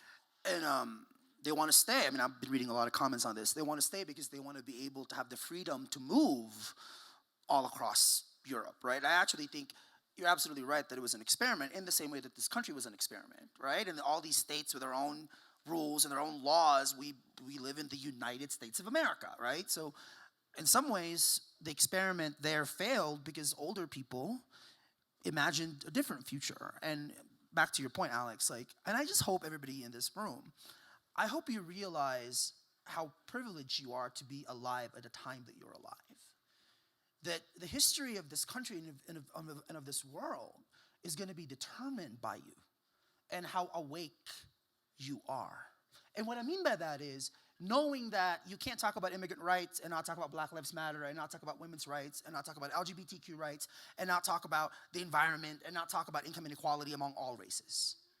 Right? Like your ability to be able to connect these dots and see these intersections is going to determine how just of a world we're going to live in. I just hope you don't fail us. No pressure. Well, but so let's talk about that though, because I mean, how do you make young people feel like it matters? I mean, if you're a young person and you look at what happened in England, it's like, hey, yo, we turned out in force, we voted as a bloc, we voted for what is probably the best economic path forward, and we basically got slapped down, right? I mean, what's the message out of there if you're a young person looking at what's happening around the globe and in England? Well, I mean, I might disagree. We probably don't 100% agree on the full implications of Brexit, but I think in general, for young people, there's this sense that politicians don't talk about the issues that matter to me, so why am I going to participate and go vote? I'll get involved in an activist group, I'll go get involved in some other kind of cause, I'll go volunteer in my community, I'll start a business that tries to solve a problem. But voting and participating in politics feels disconnected from things because these politicians don't care and they don't listen to me. And then the problem is, then somebody like me goes to a Republican politician and says, hey, you need to care about young voters, and you need to make this a piece of your campaign puzzle. And they go, yeah, but young voters don't vote. Young voters don't turn out in my primary. Young voters don't participate, so why do I need to spend time on them? And it creates this vicious cycle where then the young voters go, well, those politicians didn't talk about my issues, so I don't care. And so I encourage both sides, whether I'm talking to politicians or I'm talking to young people, to view themselves as having the potential to break that cycle. Even if you're not crazy about the candidates who are on the ballot, turn out to vote. Because exit pollsters will ask, did you vote? The voter file will show, did people that age vote? And that allows people like me to go back to these politicians and say, look, young people do matter. Look what percentage of people under the age of 25 voted in this district. You need to pay attention to them. So from a data perspective, even when people are unenthused, I always encourage them, just go vote. Get that box checked, because you need those numbers so that politicians will pay attention to your issues and will hear your voice and hear your power. And you can't Snapchat your life away into being a part of society. So Memo. Let me be really real with you about this. So I have a lot of nieces and nephews who are your age, and they have lived in a time in which everything they can touch, and they can say anything they want. They can tweet, they can Facebook, they can Instagram, they can Snap, whatever, right? And they think they're mistaking their ability to say something, right? They're mistaking that with their ability to be a citizen, which means that when you're a citizen, you show up, and not just for yourself, right? That's really, really a big important thing here. Like, I fear that we are living in such a connected time, yet we are more disconnected than ever. And no amount of selfieing with yourself, and no amount, none of that is gonna make the world a better place unless you connect with each other. And so my nieces and nephews, who are all American-born citizens, their uncle, who's an undocumented illegal alien person, or so Donald Trump calls us, I've been living in this country since you were born, 1993 when I moved here. But since I'm here illegally, I can't vote. I have absolutely no voice. I pay a lot of taxes and Social Security, but I'm absolutely not represented in that way. That's why it's so tragic to me when I hear young people take this shit for granted. I would also say, sometimes you're going to win and sometimes you're going to lose, right? I think that's something that nobody likes to hear, but you look at last week, immigration deadlocked at the Supreme Court, affirmative action held up effectively. Today, abortion restrictions basically struck down as unconstitutional. Merrick Garland still sits in limbo. There are wins and the losses, but if you're talking, as both of you guys have, about being a fully participating member of democracy in our society, you got to take the wins and the losses equally, right? Do you think, Kristen, that when you talk about young people and their sort of conception of the world as it intersects with politics, How much optimism is there and how much pessimism is there? So it's a mix of both. When you ask questions like, do you have faith in certain institutions to do the right thing all or most of the time? Nowadays, and this is sort of true for all generations, but is really profound for younger generations because this is our sort of default speed now, is to just say, no, I don't trust that the media is doing the right thing. I don't trust that political parties are doing the right thing. I don't trust that the church is doing the right thing. I don't trust that government's doing the right thing. But at the same time that there's all of this pessimism and this belief, I may not be better off than my parents were. Our generation may not have it better off than the people before us. There's also this great deal of confidence in ourselves to be the ones to fix things. That, look, the old way of doing things may not have been great, but we have the potential to change that if we try. I mean, think about it. For somebody who's your age, or maybe think about somebody who's like in their mid-20s. I mean, there are things that you've been told your whole life are the responsible things to do. Buy a house, get married, go to college, take out those student loans, make sure you're putting your money in the stock market to save up. And over the last 10 years, a lot of those commitments and responsible things have started to fall apart, or we've started to decide to redefine them because society's moved to a different place. And so there's both this sort of cynicism and skepticism about existing institutions, but also kind of an optimism that maybe we can change things if we try something a little bit different. The question, though, is what new institutions are we creating? And what institutions must we create, right? I mean, this is why I don't think it's an accident that the Black Lives Matter movement started in the last 2 years of the Obama presidency, right? Because, you guys have grown up with the first Black president, with the media telling you that we're post-racial, that everything is la-di-da, right? And then Black Lives Matter happens, and it tells you that no, we're not. There's systematic institutionalized racism that is woven in the very founding of this country, that unless we deal with that, we can't deal with anything else. And I think in some ways, this is again part of your generation, we have to do something that this country has never really done, which is tell a more honest, more inclusive history and reckoning of this country. What is also interesting when you talk about Black Lives Matter, I was speaking with DeRay McKesson earlier today, and he said, my challenge is he's like, I feel like people understand police brutality in a way that they didn't 2 years ago. I feel like people get the message, there's a general understanding that shit is pretty effed up. Sorry, I know this is getting streamed somewhere. My task now is to try and figure out what the solution is. Because and he's like, when I was running for mayor, I would go out there and people would say, the school system is broken. And people would applaud, like, yeah, the school system is broken. And he's like, well, but that's not the answer, is to say the school system is broken. The answer is to try and figure out how to fix it. And I think when you talk about institutions being corrupt and society not sort of acknowledging the fundamental and systemic changes that need to be made, these are big ticket items, right? And it feels like, well, how do we begin to fix that? And that's where I think people sometimes sign off. They say protest is enough. But there is, and I think in the words of DeRay, there's another step that everybody has to take. So I want to talk a little bit about how in 2016, Kristen, institutional problems and institutional corruptions have been discussed by two of the sort of insurgent candidates, right? Donald Trump and Bernie Sanders. Because both of them have had sort of profoundly, strong messages about things being really screwed up. The question is, do you think that fundamentally translates into action in the long term, whether it's a fired up conservative base or a fired up progressive base? I think it's an interesting question. I think it's tough to say that it actually leads to people being more engaged or turning out more. Negative emotion is motivational like positive emotion is. So you can say, I'm mad as hell and I'm not going to take it anymore. But ultimately, both. And I know there are so many things that are different between Bernie Sanders and Donald Trump, but both kind of come from this fundamental proposition that if you work hard and you play by the rules, you can't get ahead in America anymore.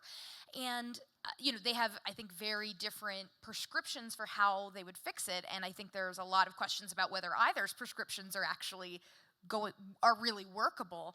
Meanwhile, if you're somebody that says, things could really use a little bit of reform around the edges, and here are the 5 things that I do to kind of move the ball 5 yards down the field. Hillary Clinton. That's not as exciting, That's not the sort of thing that gets people riled up at rallies and yes, I'll donate to your campaign. Let me tweet that.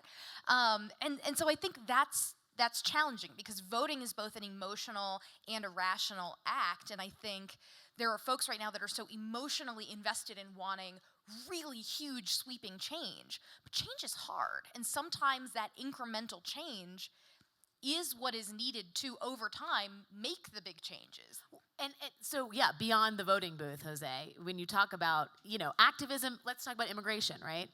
Right, we're deadlocked right now. And it's like, okay, well, how is this broken system going to get reformed? And, and I think in this country, the media and how you guys understand immigration is so tied with Mexico and border and all of that you don't really even know what the facts are, right? So the Supreme Court decision last week, so 5 million people right now don't have any relief. So I'm one of the 5 million people. So because of what happened last week, I'm still separated from my family in the Philippines. So I haven't seen my mom for 23 years this August. I have a brother who's 19 who I've never met, a sister who's 25 who I met when she was 1 year old. So that's what immigration means to me. And it's really tough because I am operating in a place where people are either very ignorant of the facts or very indifferent to the facts, right? Give me one perfect example of this. We spend, our country, we have spent $100 billion in the past 10 years protecting you from the US-Mexico border. Protecting you from what, Chipotle? Like, what are we protecting you from? Now, did you know that factually, illegal border crossings from Mexico are at its lowest levels since the 1970s? There are more Americans going to Mexico than Mexicans going to the United States. Wouldn't you rather spend that $100 billion making college more affordable so that all of you can go to college? No, doesn't that make more sense? And for me, as somebody, growing up when I was in high school, was the start of the gay-straight alliances. And I came out as gay when I was in high school.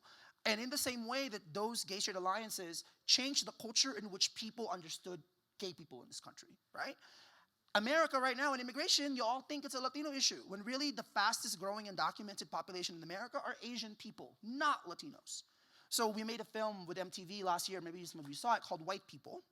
MTV aired it. What was that? But part of the film was to ask young white people, where did you come from? How did you get here? Who paid? Where did you come from? How'd you get here? Who paid? If you can't answer those 3 questions, you can't talk to me about a border that you don't understand, right? So, but how do we make you guys, how do we take this immigration thing out of this illegal box and make it about, hey, you came from somewhere, unless you're Native American or a black person who built this country for nothing through slavery, right? So, I mean, those are the kind of, thank you, but those are the kind of, now, is this what you're being taught in your high school textbooks? Well, I mean, that is irresponsibility of the highest possible order. And you must change that. You must demand a better history. Because we're not going to know ourselves if we don't know who we were. So, I'm sorry. On that note, thank you, Jose. We have time for 1 or 2 questions, so if you want to raise your hands. Do we have mics in the audience traveling around? Let's go right over here. I saw that hand go up first. So I'm Dylan, and I've kind of said this already, but I'm 16. And I was just wondering, so we were talking a bit about Trump, right? And I hope no one gets offended by this question, because if you do, you might need to rethink yourself. But other than his blatant, quote, honesty, quote, what about Trump makes him appealing to voters? What about his crazy agenda do voters believe in? Everybody's looking at me. So I think I think a big piece of why Donald Trump is appealing is that we've had all of this discussion about everything that's wrong with America and how terrible everything is. And people feel like over the for especially I think baby boomers, for a lot of them that are seeing all of this change and are maybe anxious about it, all of a sudden, we've done stuff over the last 10 years that hasn't really addressed a lot of, I think, like working class people's economic concerns. And so it's sort of like if you're sick and you go to the doctor and the doctor's like, all right, take this pill and you'll be better. And you take that pill and you're not getting better. And finally you're like, I'm gonna go for the radical, weird, experimental treatment with all of the side effects.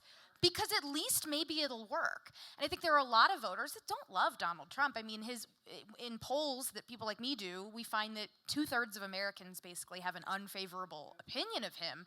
But there are a lot of folks that go, I don't really like either of these candidates, and at least Donald Trump is totally different. And so they're willing to forgive him for saying a lot of things that they may disagree with. I think Donald Trump has also brought to the surface a lot of things that we wanted to believe people in America didn't believe. But he has given people permission to espouse beliefs publicly, for ill or for good, that has, I think, changed the political debate in a way that makes me really uncomfortable, but it certainly brought it all to the surface. I just want to say, by the way, I think we have to be really careful about this, right? I engage with as many Republicans, Tea Party members as I possibly can. I don't want to do to them what they think they do to us, which is to hate them. You can't hate something in someone you don't know, right? I think the working class people of this country, working class white people in this country, are going through a really dramatic shift as well. And empathy is really important. I declare independence from all these Republican, Democrat, left-right thing, right? Like, I am more for trying to figure out how do we get to know each other better. One last thing about this. So your generation, the country's only going to get gayer. It's only going to get gayer. It's only going to get gayer, blacker, browner, more Asian. Women, white women, Latinas, black women, Asian women will break every barrier there must and should be broken. So what's left? But wait. What's left? Straight white guys. Now, all the straight white guys in this room, don't get nervous, it's okay. One of the questions we have to answer ourselves is, how much change can straight white men handle? And how do we talk to them with empathy to discuss these changes and to make them feel included in this new America that is being born? I am dead serious about this. Empathy. There's a really great piece in the Washington Post by Leon Wieselter, which you guys should all read, and he says one thing about the Trump voters. He talks about the decline of the middle white working class, and he says, listen, hurt people hurt people. Yes. Which is a pretty profound statement. These people are hurting, and the reaction of hurt people is frequently to hurt people. So just keep that in mind. This woman in the middle back has had her hand up the entire time, so you get the last question. Sorry for being a question hog. I'm Chriselle, and my question is, I go to different conferences and I hear a lot of people telling young people that we need to do more than post on social media and more than use hashtag activism and that kind of thing. But I write to my senator and I made phone calls to gather data for that Planned Parenthood case, and I try to really go out, but what is action? What is it that you want us to do? What is a tangible thing we can be doing to make this culture into what we want it to be?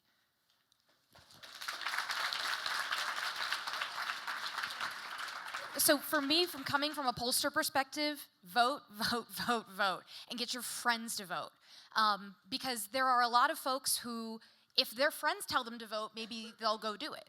And I think that, more than anything else, I think we would see policymakers be so much more responsive to what young people want if when people walk in to talk to them and say, you need to care about us, there are numbers behind it. I think policymakers, for better or worse, they respond to incentives. Their incentive is to get reelected. So show you have power to make that happen or not happen. So since I can't vote, please do not take your privilege for granted. Please vote for people who can't vote for themselves. So.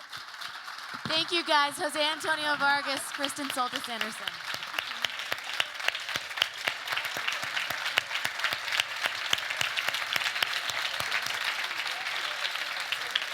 Are you all fired up by this conversation? I'm fired up about this conversation. Who were our team leaders? Raise your hand.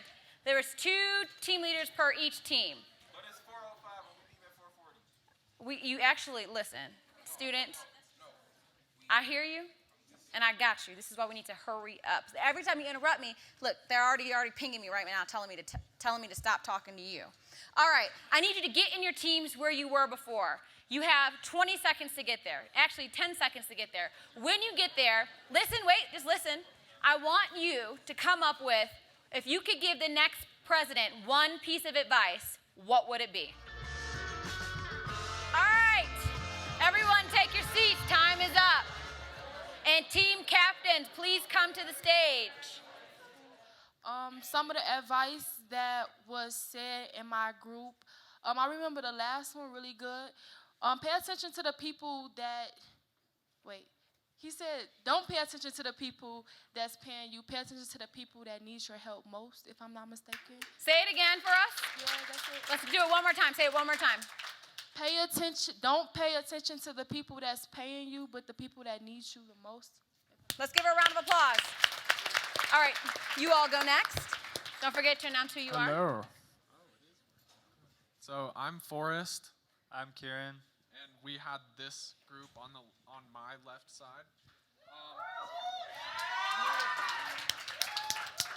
So we came up with a bunch of ideas together, and then we concluded that the advice we would give to the next president would be to prioritize education about the government and politics, and get the younger generations more involved in those two things earlier in life, so that we just have a better general knowledge of it.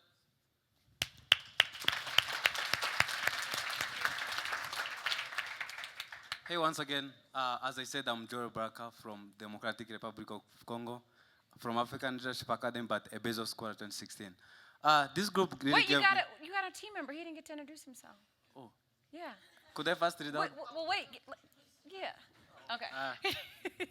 Hello, I'm Josephat Loy from Kenya in a Bezos Scholar 2016. Great. Whatever is being mentioned. Okay, perfect. So the cool idea these people gave me was to invest in inclusive, accessible education ranging from subject taught in school to educating people about politics and different cultures and other spheres of life that will develop a rounded American community. Thank you. All right, pink hats. Woo! All right, pink hat. I'm Isaac Dare from San Francisco. You say school? Yes. Going to UC Santa Barbara. I'm Dejan Hargis from Cleveland, Ohio. I go to Cleveland School of the Arts. Who doesn't need a microphone and is always on his phone. Ever. All right. And by democratic process, our group, which is this group right here, decided that we decided that it's important that the president understand that voting is a right and that incarceration should not bar people from their constitutional right to participate in our country. Woo! Great questions. Great pieces of advice. Hi once again, guys. As I said, I'm Smagaliso from South Africa, and I'm a Bezos Scholar from the African Leadership Academy. Hi, my name is Klain, and I'm representing the Teen Center at San Francisco Public Library. Our team's idea. Should I just read it? Yeah. Okay. What was it again?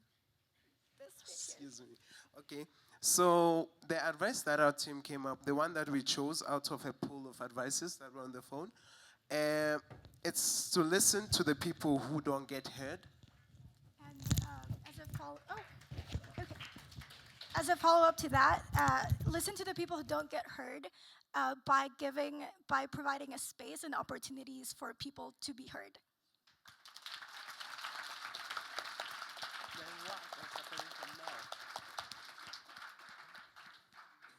Utilizing the fact that you have free reign of the microphone right now as I ran to get my iPad. As we have 1 minute and 41 seconds left, I would love to hear some more, the first group. You said that your group came up with a variety of things that you wrote down. Would you mind sharing it with us? Sure. So we came up with a bunch of different ideas. Like one was figuring something out, whether like anything that would help gun control, like something along those lines, because it's just outrageous what's happening. And then we had that voting, the day that the voting happens should be something that's like very well known and maybe even make it a holiday. Time. I misgauged. Let's give a round of applause to everyone in here that contributed. So stand up for yourself. Stand up for yourself. Everyone deserves a round of applause. All right, you guys can go off the stage. I'll take your mic. Thank you, thank you. I can't tell you when it's 5:30 because I got to leave at 4:40. Okay, I got you. All right. Do you all remember Raj Benakova? Isn't he freaking awesome? Well, here he is again. Hey, everyone. Does everyone remember when Charles Duhigg and Adam Grant talked about flow? Raise your hand, right? Right? Kind of aligning passion and the work that you're doing so that you can kind of get in the flow. So what we have now for you are two just incredible people who use their passion and talents and have made it into a career. I remember one of the questions was, how do you make it happen, right, if you can't do your career in the flow? Well, you're going to hear from two amazing people talking about that very thing. And so please join me in welcoming Theaster Gates and Navina Khanna.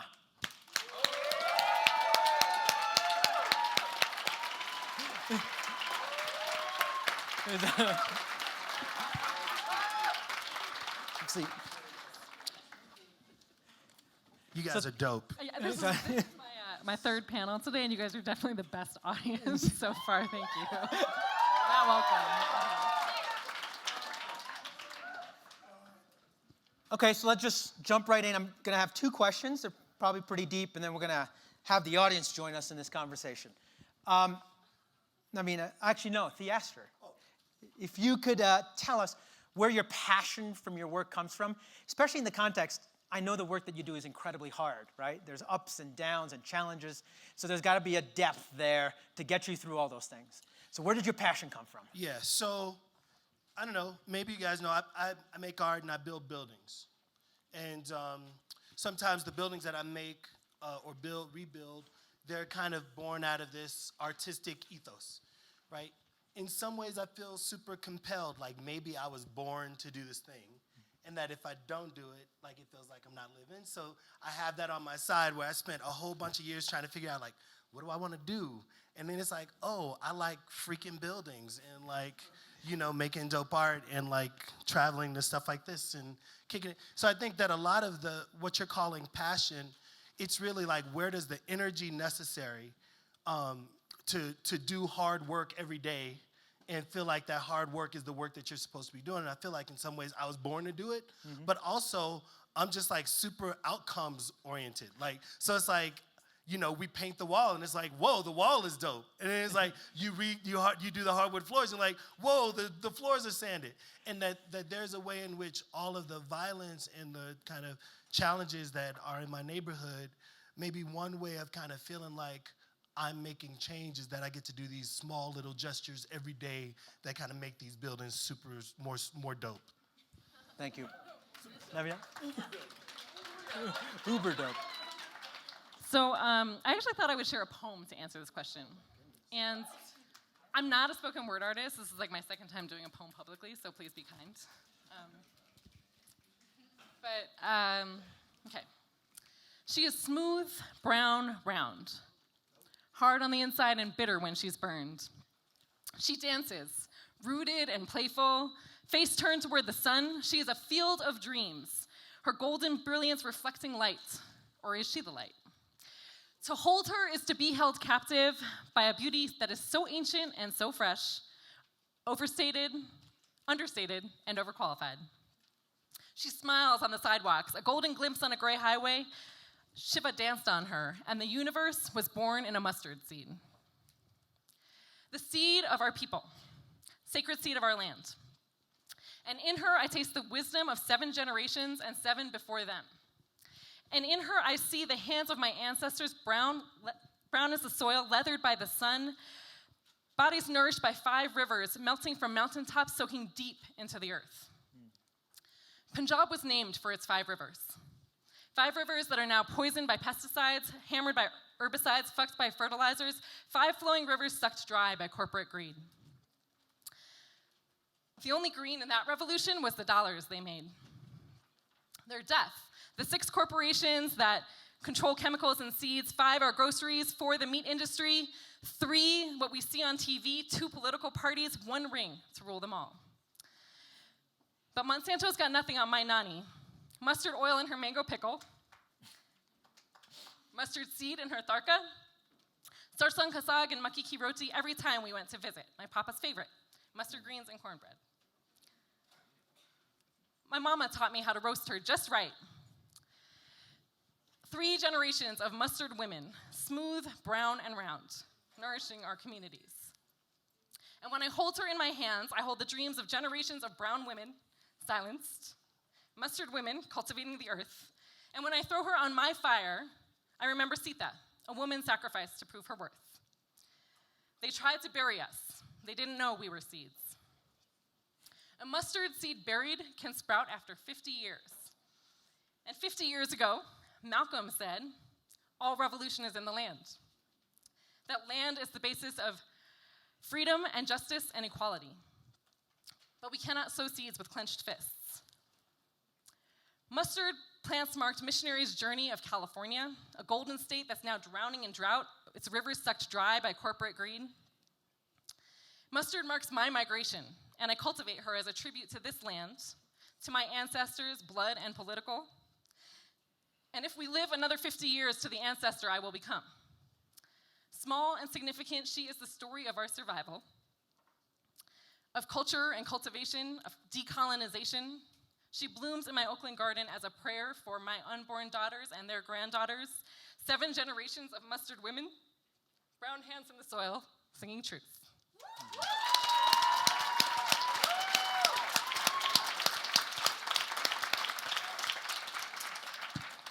Thank you. Yeah. Let me just ask you one question for both of you, because I think at its base what you're saying is, in one way or the other, you realized you had a calling, right? Kind of a generational calling, a calling from where you were. If you could share with our audience, when did you realize you had that calling? Yeah. It's a great conversation for us here, because I remember in high school feeling like, man, I really like fashion. And like, I'm in this gospel choir, but I'm also pretty good at math. And then in college, just feeling like I was bumping around, and I studied urban planning, and then I had this minor in sculpture and this minor in religious studies. And at the time, all those things just seemed like they just seemed like the random things that I was super interested in. And at that time, when I would be like, yo, you know, one day I want to plan cultural centers on the west side, like it wasn't fitting yet. Mm-hmm. But I feel like something super magical happened where it was just like over time, I just kept growing these 3 or 4 things. And I just kind of kept investing. So like, no matter what my job was, I'd keep making pots, and I was still making art. I always had a studio. Or like, if I could afford to stop my day job, I would like work in my studio, but I was still reading all the theory of urban planning and all this spatial stuff, and like believing with my dad, like he was a contractor, so helping him out. And it just felt like there was this there was never a day when I said, I'm gonna be a this. Mm-hmm. But it was like an accumulation of understanding of who I was in relationship to these hard things that would happen in front of me. So it'd be like, oh, they're about to tear that building down. I don't want them to tear that building down. What do I know inside me that can help keep them from tearing that building down, mm-hmm. right? And it meant that like these things that were like loose particles of a sense of myself slowly became a knowable force when I understood its opposition. When there was a problem in front of me, and I used whatever skill sets I had to try to solve them.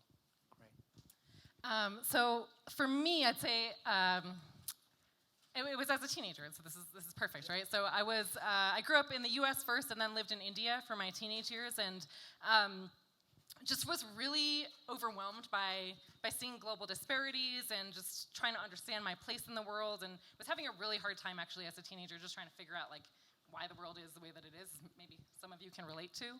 I got kicked out of high school. Like it was not a pretty thing to be my family as a teenager.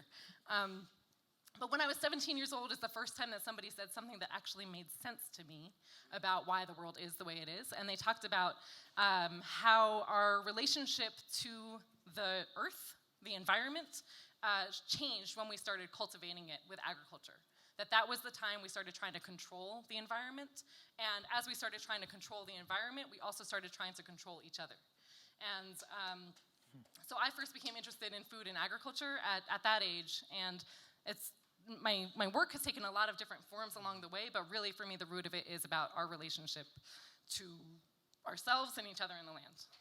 So I'll just make one insight and then move to questions, which is, in both cases, it seems that a challenge kind of, when you had to overcome certain things, made you come to realize, hey, you know what? Here's something that I'm passionate about doing. So, okay, let's move to questions. Oh, in the back there. No, right there. Yep. Hello, I am Jairam Uskategi from Florida. And so basically, you guys were asking questions about how to find your passion and all that. And when I was 13, my father committed suicide, and it forever changed my life. And I've gone past a lot of things, and I've dealt with a lot of issues. But it's gotten to a point where I'm confident in myself, where I can speak about it like how I just said it. You know, I could just say it like that. And, you know, it's really a heavy subject, and it's taboo, and no one wants to talk about it. So as soon as that happened, I was 13, and I realized that I needed to start trying new things and to do different, like just to try and experience new things, and eventually I would find my passion. So one day I heard someone needing to have an announcer for the soccer games at my high school, so I said, why not? And then from one thing led to another, and suddenly I was giving a speech in front of the Rotary Club of Gainesville, in front of all these like really, you know, powerful people, and I was saying my story, and I went to India, and my father took me to India when I was really young, and I saw firsthand like what it meant to suffer, like how they don't have flowing water. We take a lot of things for granted, how like like flowing water, if you like understand what flowing water means, like how you take a dump and the water leaves, and you know, over there in India it's like you don't have that. You don't have like the commodity. Water's a commodity in India, you know. And so basically I was just saying like trying new things is the key to finding your passion for me, and I think it's a truth that like if you're being idle is what my dad never was. He was never idle. And even though he did what he did, he always was striving to try and help the world, serving others. And so it really inspired me with his life, and in a way, his action helped sprout my who I am today, you know? And so I was just trying to say that, and becoming self-aware of who you are and what you want is a very important thing for the youth to understand. And the sooner you understand that, the sooner you can get started to like, you know, just why not try to take a cooking class? Why not try and take a speaking class? Anything. Just to get started. So you never know what you might enjoy doing, you know. But to not try and be inactive is the thing that the youth cannot do. The world is really suffering right now, and I really hope that we understand that if we stay inactive, we don't actually take action, it'll continue. I live in Florida. I was 2 hours away from Orlando, and 50 LGBT people were murdered. And so it's scary because that's like right next to my house, and I'm like, you know. So the world is really changing, and it's in a volatile state. And I just hope that we can all come together and realize that and speak about these taboo subjects. Thank you very much. Yeah. Any comments from you're super dope. So a couple things. One, the ability to take hurt and gain strength is like super first. Like this ability to just kind of grab it up, deal with it, process it, and then be able to talk about it. Like that mechanism, most grown folk don't know how to do that. That's the thing that creates the crazy. So the fact that you're able to do that is really wonderful to hear. The other piece that I feel like, you know, any adult would always say to young people is like, oh, you should try everything. Try everything. Try everything. You know, until you're like 25 or 30 or 50. Try everything. And I think there's a lot of truth in that. But it's also like, don't just try things, like try and go deep. Like, cause what I found is that lots of people try lots of stuff and they're like okay at it. Like I took Spanish 1, but like go, like if it feels good, then like get with it, you know? Because I think that one of the future challenges is that there are gonna be lots of people who know a little bit because they can like look at a Wikipedia piece, but then it's like, man, what happens if you actually like know the thing that you act like you know?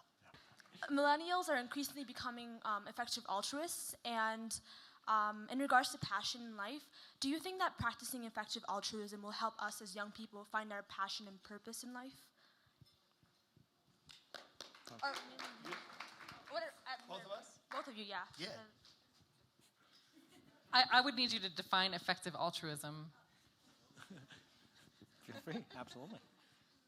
So basically, being altruistic is being selfless and kind of giving back to people and helping others without, like, basically being like, oh, you should help others because it's the right thing to do and not because you want something in return. And being an effective altruist is basically looking at charities and deciding, oh, will this be the best way to contribute to, like, for instance, in the developing world, like in all those third world issues and stuff, like kind of like that, like kind of like, do you think that being selfless will help us find our passion in life and purpose? I think millennials have like such a huge opportunity right now. Like you all are the ones who are or will be like running some of the biggest companies in the world, and are making more money than like I'll ever make. And there's so much opportunity to just like be really, really creative with what you're doing in whatever space you're doing it, and to do that in a way that isn't about like with the social media that we have and things like that. It doesn't have to be about the individual anymore. It doesn't have to be about competition. It can really be about building community together. Yeah. Can I also just respond a little bit? So I'm thinking about those words, altruism and selflessness. I would hate to leave here and like kind of push a neoliberal agenda. I think it is very rare that one is ever doing anything completely outside of themselves, in my opinion. That I think it's super important that we understand the relationship between who we are and what we do, what we value, what we want, and our ability to extend ourselves to a community, be generous to others, because I think that there are moments where effective altruism turns into social entrepreneurship, turns into like, oh, well, there's oil there and they need water. Let's just take their oil and give them water and it'll be great, right? And it's like, we did a really good thing. And so I just think that there's something that is also that requires that you ask yourself over and over again, am I being honest with myself about the relationship between me and the people I'm serving? What do I need in that relationship so that it stops being me and them and it becomes like, how do we live in this place together? Yeah. Or, And sorry, just maybe add, like as an organizer, like I think we're both organizers, right? Like to me, it's really important that we do that work like with our own communities, not to like serve somebody else, I guess. Other questions? And I was wondering if you could speak to failure, because you say chase your dreams, follow your passion, but there are millions of people out there that never succeeded in what they wanted to do, work jobs they hate, live and die, never having succeeded what they wanted to do. And what do you do when you're in that situation? How do you deal with failing to succeed in following your passion? Like, I don't think of success and failure. I think about practicing. So I do a project. It's not as good as I'd like it to be. I do it again. And, and whether that's like the creation of an organization or leadership or a meeting where I snap off and I say something super stupid, and it's like I can like be horribly upset with myself and like not forgive myself, or I can apologize, say, yo, I was a butthead, and really try to practice being a better communicator, organizer, So I think that like one thing is to maybe think about the complexity of the word failure and why we're so success driven. And it's like if the goal is to do great things, I think that great things are like an accumulation of learning how to do things over time. And really just like being able to be as real as possible with ourselves and each other, and in that self-reflection, that's like all any of us can ever do, and letting ourselves co-evolve together into better people. I want to just make one point, actually, which is to this idea of failure, right? When Adam was talking about before, he talked about this research that showed that people who were doing risky things on the side of their jobs were actually more likely to succeed than those who went all in, right? And there's a perfect example of both taking risks, yet at the same time also continue to do what you do. Now, at times, right, you get this story to what you've just talked about, that people too often hear about the people who went all in and succeeded, right? But that's actually the few and far between. And in fact, a lot of times it's about balancing risk and failure. So, right here. I'm just going to start off my question being a little honest. I've never been the most academic of students. I've never been the A or B student. I've just never been that good, but I found a passion for history, and I really want to become a history teacher. I want to go to CSU for 4 years. I want to be the best that I could be. But given my past with never being that good, I feel, what kind of advice would you have for someone like me? I think that really having deep conviction trumps grades over time. so that like there's no doubt that if you love history, you're gonna be the baddest history person ever. And what I've also found, like, I have a friend who's an art historian, but he could never get into a PhD program, so he just studied art history. He's way smarter and, like, so much fresher than any PhD that I know, but he doesn't have, like, the bullshit of the academic world. So I think that there's a way in, oh, I'm not supposed to curse, sorry. So there's a way in which passion sometimes is as effective as the grade. Just keep your eye on the prize. I would say that, just that the passion is even more effective than that, right? Like, so it might be hard to get into the university that you want to get into at first, but if you keep doing what you want to do, you'll eventually get into that school and or find another way that you're going to do the work that you are called to do, because that's actually really, really important work. So thank you for the courage to ask that question. Thank you to the two of you for your passion and sharing it. So I just want to tell you a little bit about Sonita Alizadeh. The filmmaker that made her movie tonight, which I hope you'll go to, called Sonita, referred to her as a beautiful but visibly dispirited 14-year-old undocumented Afghan refugee in Iran when she first met her. Sonita's is an amazing story. She is a young woman, age 19 today, who is fighting against children being married as children. And she has made this film. She's traveled from her school in Salt Lake to visit with us. She just came back from Afghanistan, where she had a very short trip with her family. She's pretty exhausted, but I think that you will see, when you see the clip right now, the kind of energy she has. And in a minute, we're going to bring her on stage and talk to her a little bit about her life and her activism. So let's just take a look at the clip from her film. Thank you.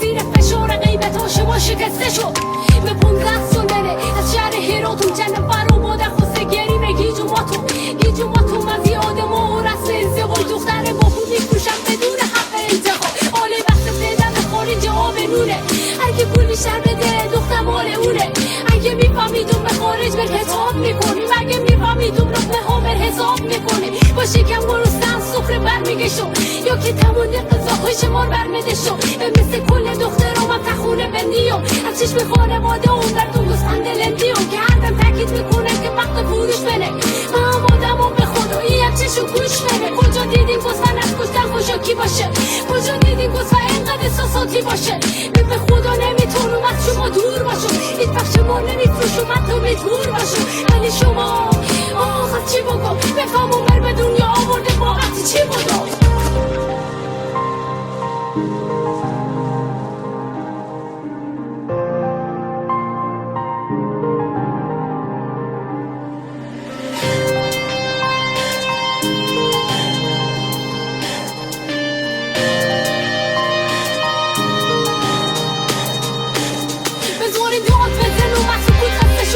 دستو خوب برداریم که حرف بزن و خفه شدم موقع با به حق ندادیم که محل لحظه بزبرم دست رو خود چک کنم که قابل لمسه این گرسه دانه دار و وجود به پر شکیه اگه زنده نیوم چره رفتش نقا حکیم نفهم رفت شهر شما که دختر ساکت شه بگیم چه کار کنم تا وجود به ثابت شه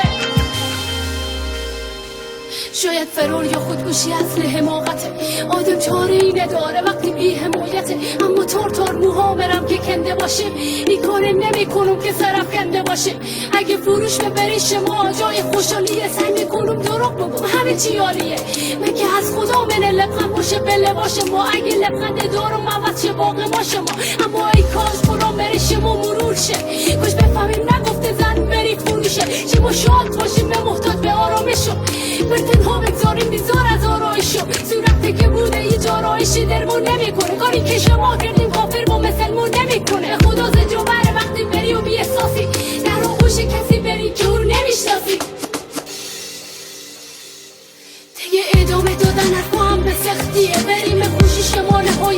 خوشبختیه امو به من نگاه بچری ما از یاد نبر کسی که با مرز آب بالا سرش ما بود تا سحر بمیرم و از لطف شما دست برو امو نگرانم شما دست کی بسپرم بمیرم اگه دلتنگه بشو دل شما عروس خونه میبرم میگذارم بره شما نگذاری او هم مثل مشکای جاری باشه خواهیشم رو نفوشی بذاری یادگاری باشه یادگاری باشه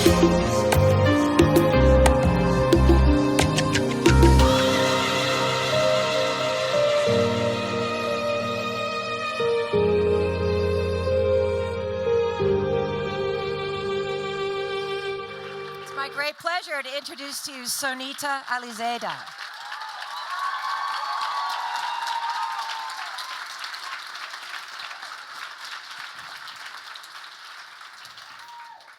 I think one of the things that will really surprise you as we go through this interview is that Sonita arrived in the United States in October and she didn't speak a word of English. So, Sonita, where are you from? Hello, everyone. I'm from Afghanistan. That's it? Is it from Kabul? No, from Hera. Hera, okay. Yeah. Will you tell us a little bit about your life and how you got here? I was a refugee in Iran for a long time, and by the documentary called Sonita, I could get to United States, and now I live in US, and I'm a student, and also I'm making music too. Making music too. And Sonita, your poetry is quite remarkable. I mean, I had a chance to just read all of the words here and others on the screen. And how did you find your voice? This amazing poetry, rap, however you would describe it. How did you, what inspired you to speak out this way? When I was 14, I was a child laborer, so I was looking for a way to share my feelings with others. So I heard rap before, but when I heard Eminem, I realized I couldn't understand him at all.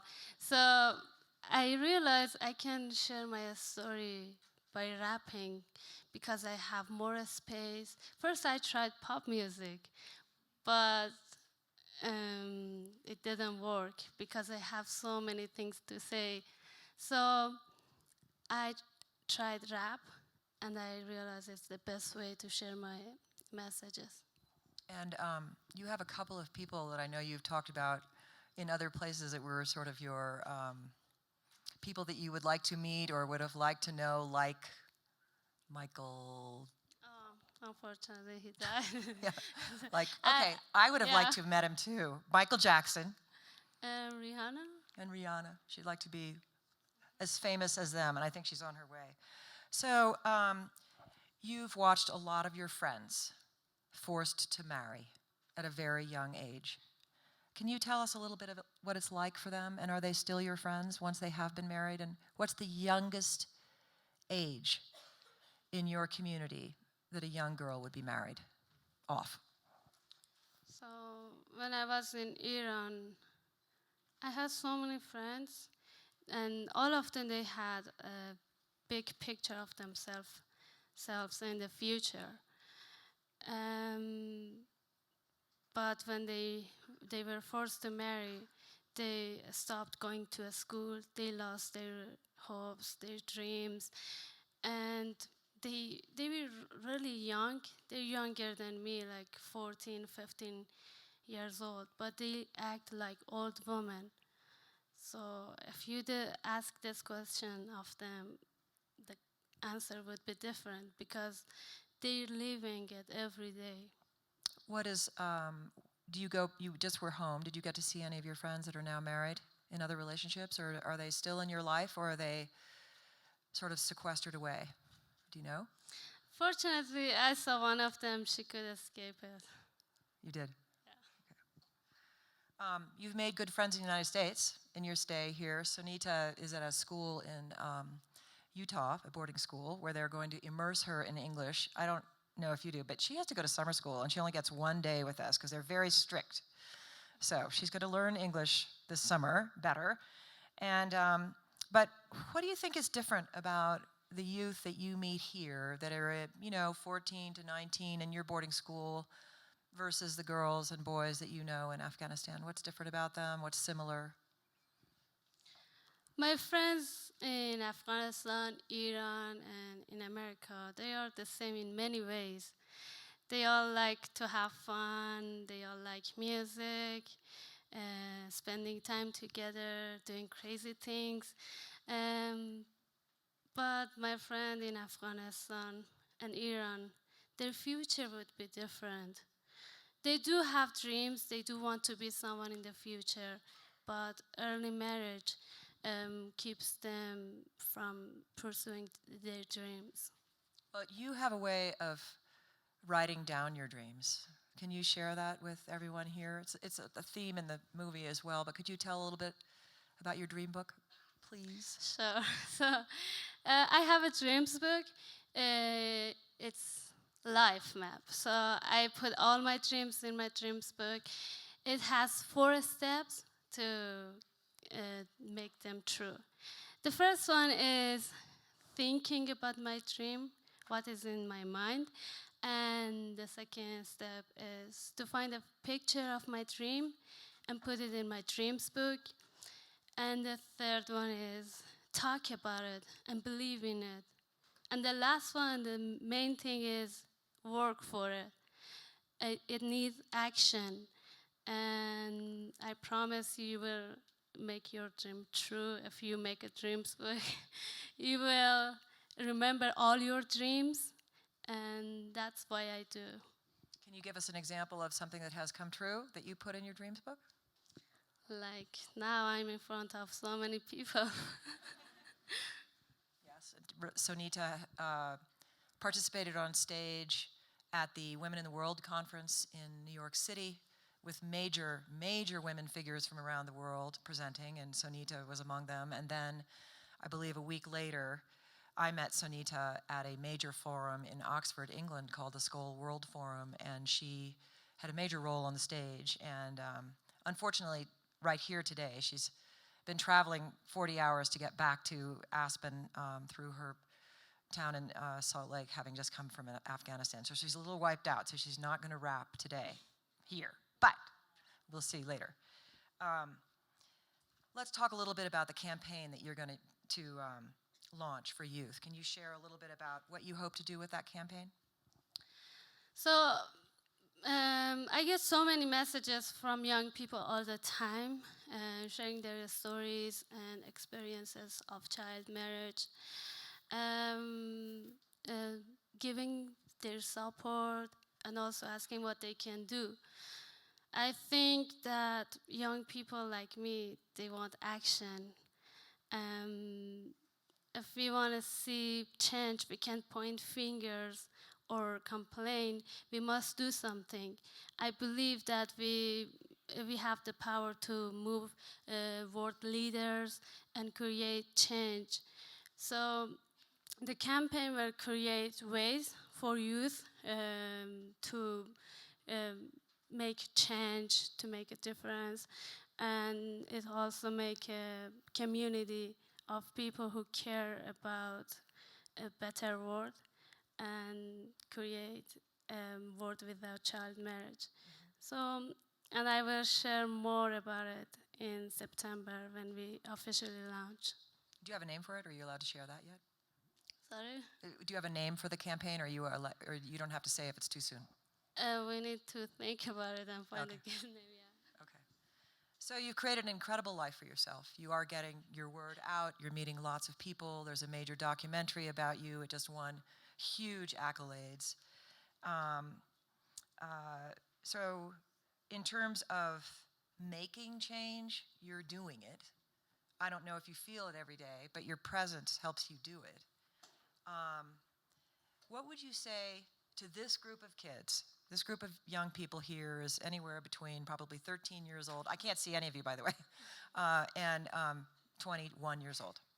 And if you had 3 things to tell them, and they've been talking about making change all afternoon, and they're in this country, and their problems, and they've been talking about those problems that face their futures. You've got your dreams book, which I understand. But in terms of making change, you've chosen to do it through your voice and your poetry. Are there any other ways that you see that young people can grab on and make change in a positive way?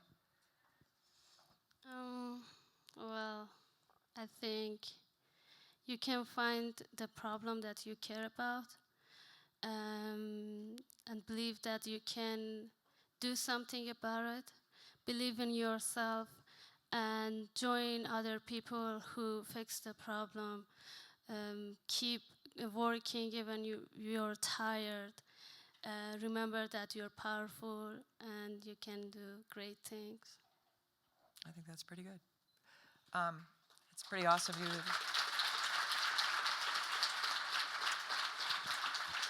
Thank you. Are we allowed to ask some questions in the audience? Can I ask you one more question, Sonita? Sure. You study a lot. What do you do for fun?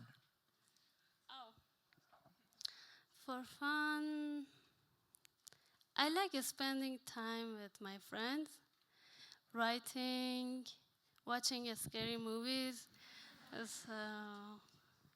and I like biking. You like what? Biking. Biking. And eating ice cream. We have a lot of biking and a lot of ice cream in Aspen. Okay. So if we could lift the lights a little bit so I could see, maybe we could ask, would some people like to ask Sonita a question? Any hands in the air? Right there in the orange in the middle. Will you stand up and just let us know who you are and where you're from? Hi, I'm Isabella. I attend the University of North Carolina, Chapel Hill. Great. So my question is, how would you describe the dynamic between males and females growing up, knowing that males will eventually go on and potentially have more power and freedom in your community? Means in my country? Yes. So, because most people, they say it's a tradition, girls, they should stay at home and they have to be silent. So I'm just trying to let girls know they have power, they can do great things, they can change the world. So, thank you. I think part of the question, Sonita, is do the men, you're all children at one point, boys and girls play together? And then the boys and girls play together as they're growing up? And then all of a sudden, the girls are married off?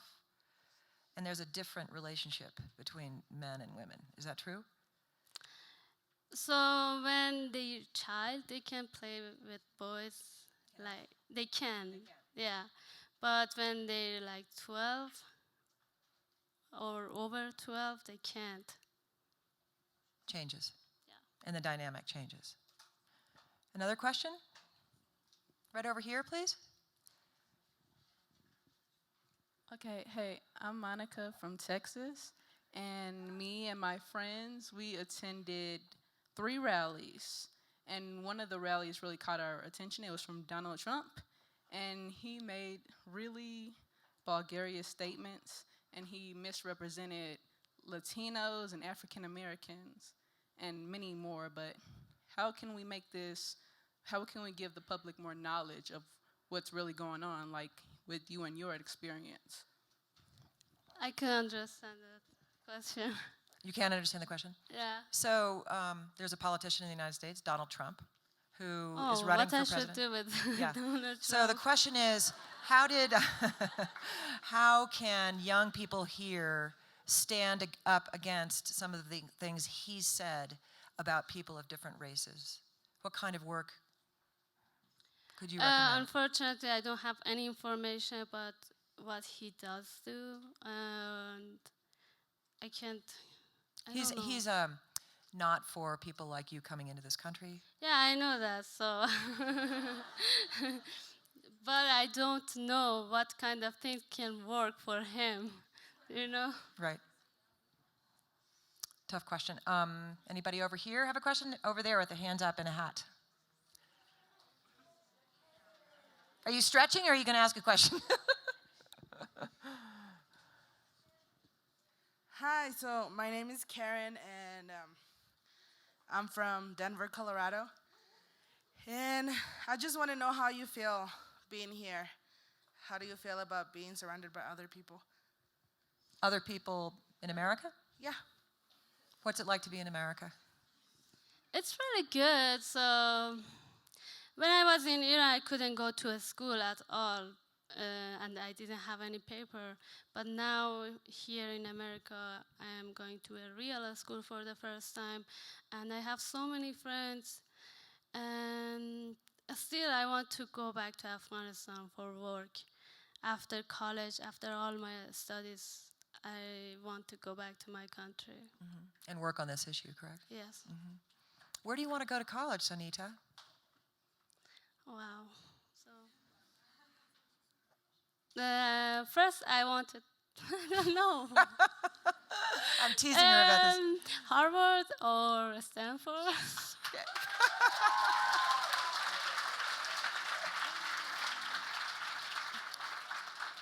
I'm going to ask you the last question, Sonita. How much, just to give people some sense, she just shared with me that she got a 96 in geometry and that math comes easily to her. How much formal education, going to school, have you had before getting to the United States? Nothing. I went to an NGO. I just learned how to write and read in Farsi. That's it. In Farsi. Yeah. And you were working at that NGO. I learned how to make my dreams come true from that NGO, like how we can make dreams big. You were in a refugee camp, correct? Yeah. You were in a refugee camp, and you were, what was your job there? To support myself, I was working at 2 different places, and my job was to cleaning the school and a gym. And then you had some school there. Somewhat. Some school there. Yes. Yeah. And so this is your first formal education this year. Yeah. Ladies and gentlemen, can you please give a hand for this remarkable woman? Thank you. Can we take a picture?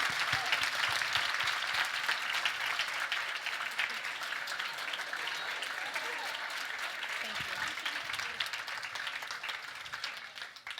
Out of all the people that were here to speak, this is the one person that I wanted to meet. So forgive me for being selfish and taking a picture. This woman's story is absolutely phenomenal, and it also gives us perspective as to you right here talking about your grades. It doesn't matter. You can do whatever you want to do. So are you going to start a dream book today? Why not? History dream book, like in the making, right? Let's do it. All right, last but certainly not least, Clint Smith is a teacher, writer, and a doctoral candidate in education at Harvard University. A National Science Foundation Graduate Research Fellowship recipient. His research interests include mass incarceration, race, and inequality. Previously, he taught high school English in Prince George's County, Maryland, where the Maryland Humanities Council named him in 2013 Teacher of the Year. Smith is a 2014 National Poverty Slam champion and an individual world poetry.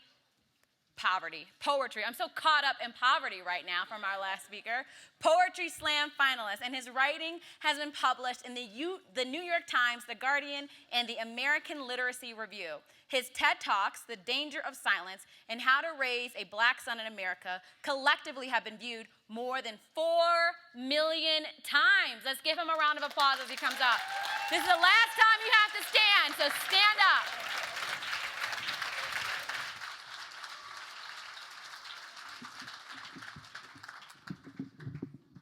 How's everybody doing? Good, good. That's a tough act to follow right there. So who here, raise your hand if you are familiar with spoken word poetry.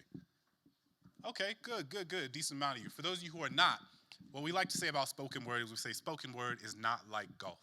And when we mean that, traditionally when people think about a poetry reading, you think, oh, you're going to go sit somewhere and you're going to be like,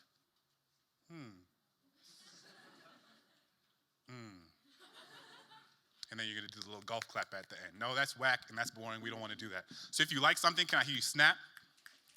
And you can snap during the poem, right? People always get confused. Some people like snap after the poem, and I'm like, no, this isn't like a 90s R&B video. You snap during the poem, you clap after the poem.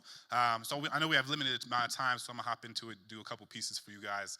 And a lot of what I think about is sort of the manifestations of inequality, specifically socioeconomic and racial inequality. And a lot of what I've been thinking about as of late over the last couple years is the ways in which young black men and women in this country are raised in a fundamentally different society, in which our parents or our guardians are those close to us often raise us in a way that is meant to teach us how to both ensure that we understand the realities of the world, but also to protect us from those realities and the ways that different people perceive us with regard to nothing but the color of our skin. And so this is a poem. Everybody know about the Tamir Rice case? Tamir Rice, the young boy killed in Cleveland, Ohio. He was playing with a toy gun in the park, and police shot him within 2 seconds of him, within 2 seconds of them pulling up. And for me, that like very much made concrete this sort of like abstract fear that my parents had for me growing up. And when you're a kid, you're just like, oh, my parents are mean, they're strict. Like I grew up in a very mixed race, mixed income community. It was like the Disney Channel. Everybody walked around singing. It was great. But like, you know, the harder parts of that were that the conversations that my parents had to have with me about what I could and could not do were fundamentally different than that of a lot of my friends. And so this is a poem that's kind of reflecting on one of those conversations.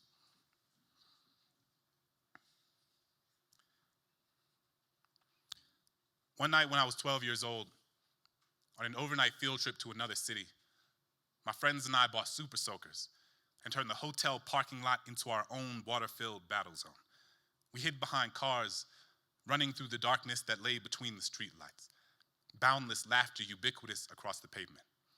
But within 10 minutes, my father came outside, grabbed me by my forearm, and led me into our room with an unfamiliar grip. Before I could say anything, tell him how foolish having me look in front of my friends, he derided me for being so naive, looked me in the eye, fear consuming his face, and said, son, I'm sorry, but you can't act the same as your white friends. You can't pretend to shoot guns. You can't run around in the dark. You can't hide behind anything other than your own teeth. I know now how scared he must have been, how easily I could have fallen into the empty of the night, that some man would mistake this water for a good reason to wash all of this away. These are the sorts of messages I've been inundated with my entire life. Always keep your hands where they can see them. Don't move too quickly. Take off your hood when the sun goes down. My parents raised me and my siblings in an armor of advice, an ocean of alarm bells so someone wouldn't steal the breath from our lungs, so that they wouldn't make a memory of this skin, so that we could be kids, not casket or concrete. And it's not because they thought it would make us better than anyone else. It's simply because they wanted to keep us alive. All of my black friends were raised with the same message. The talk given to us when we became old enough to be mistaken for a nail ready to be hammered to the ground, when people made our melanin synonymous with something to be feared. But what does it do to a child to grow up knowing that you cannot simply be a child, that the whims of adolescence are too dangerous for your breath, that you cannot simply be curious, that you are not afforded the luxury of making a mistake, that someone's implicit bias might be the reason you don't wake up in the morning. But this cannot be what defines us. Because we had parents who raised us to understand that our bodies weren't meant for the backside of a bullet, but for flying kites and jumping rope and laughing until our stomachs burst. We had teachers who taught us how to raise our hands in class and not just to signal surrender. And that the only thing we should give up is the idea that we aren't worthy of this world. So when we say that Black lives matter, it's not because others don't. It's simply because we must affirm that we are worthy of existing without fear, when there are so many things that tell us we are not. I want to live in a world where my son will not be presumed guilty the moment he is born, where a toy in his hand isn't mistaken for anything other than a toy.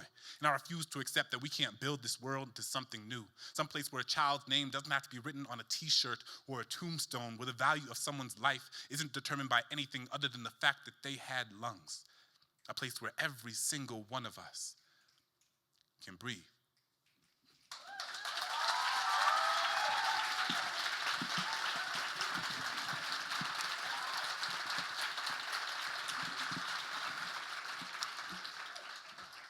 And so, as I've been thinking about this, I think part of what happens often in this sort of political discourse is that people will say, over the last 2 or 3 years, kind of since Trayvon Martin, there's just been this sort of proliferation of police violence against black people. And the thing about that is that that's not historically true, right? That this is not by any means a sort of historical anomaly, and that this is something that's been happening in black communities for a long, long, long time. The only difference is that now we have camera phones and social media with which to document and sort of spread the message, but black people have been talking about this thing, kind of police brutality, both lethal and non-lethal, happening in our communities for a long, long time. And so you can kind of take this all the way back to our country's founding, right? And so Thomas Jefferson, everybody raise your hand if you know who Thomas Jefferson is. Right? Third president of the United States. Thomas Jefferson is largely like considered, the intellectual founding father of this country, the person responsible for the conception of the Declaration of Independence and the Constitution. He is celebrated, he is venerated, and that's the kind of person, that's the Thomas Jefferson I learned about in school. What I didn't learn about when I started reading his memoir and his manifesto, this book that he wrote called Notes on the State of Virginia. And in it, Thomas Jefferson explicitly says that black people are inherently inferior to white people in endowments of body and mind, and the slave is incapable of love, and the slave is incapable of possessing or sustaining complex emotions, right? And so, like, what does that mean for this person who is the intellectual founding father of this country, responsible for the documents that, like, make up how I'm able to navigate this world, to have not thought that I was fully human? Right? Like, why is that the Thomas Jefferson we never talk about? And how is that a sort of microcosm and reflective of a sort of revisionist history? The ways in which we like pick and choose what parts of our history that we're going to talk about, or we're going to have in our textbooks, or we're going to talk about in American history class, and the ones that don't.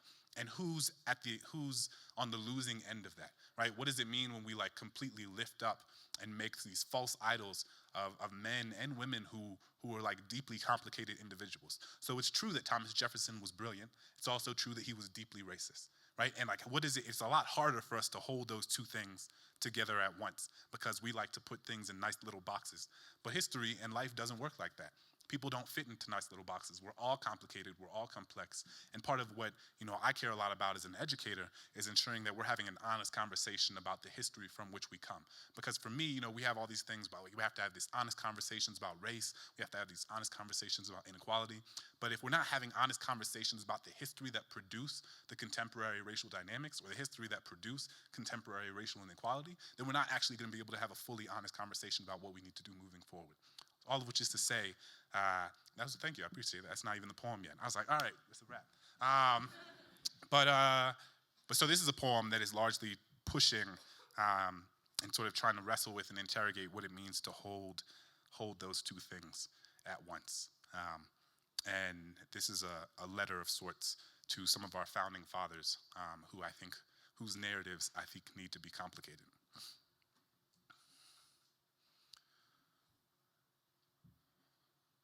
Letter to 5 of the presidents who owned slaves while they were in office. George Washington, when you won the revolution, how many of your soldiers did you send from the battlefield to the cotton field? How many had to trade in their rifles for plows? Can you blame the slaves who ran away to fight for the British? Because at least the redcoats were honest about their oppression. Thomas Jefferson, when you told Sally Hemings that you would free her children if she remained your mistress, did you think there was honor in your ultimatum? Did you think we wouldn't be able to recognize the assault in your signature, as raping your slave, when you disguise it as bribery, make it less of a crime? When you wrote the Declaration of Independence, did you ever intend for black people to have freedom over their bodies? James Madison. When you wrote to Congress that black people should count as 3/5 of a person, how long did you have to look at your slaves to figure out the math? Was it easy to chop them up? Did you think they'd be happy being more than just half human? James Monroe. When you proposed sending slaves back to Africa, did black bodies feel like rented tools? When you branded them, did the scar on their chests include an expiration date? When you named the country Liberia, were you trying to be ironic? Does this really count as liberation? Andrew Jackson, was the Trail of Tears not enough for you? Was killing Cherokee, Choctaw, Creek, Seminoles not enough to quench your imperialism? How many brown bodies do we have to bulldoze before you can call it progress, Mr. Washington, Jefferson, Madison, Monroe, Jackson? When you put your hand on the Bible and swore to protect this country, let's be honest in who you were talking about. When the first Independence Day fireworks set the sky aflame, don't forget where we were watching from. So when you remember Jefferson's genius, don't forget the slaves who built the bookshelves in his library. When you remember Jackson's victories in war, don't forget what he was fighting to preserve. When you sing that this country was founded on freedom, don't forget the duet of shackles dragging against the ground my entire life. I've been taught how perfect this country was, But no one ever told me about the pages torn out of my textbooks, how black and brown bodies have been bludgeoned for 3 centuries and find no place in the curriculum. Oppression doesn't disappear just because you decided not to teach us that chapter. If you only hear one side of the story, at some point you have to question who the writer is.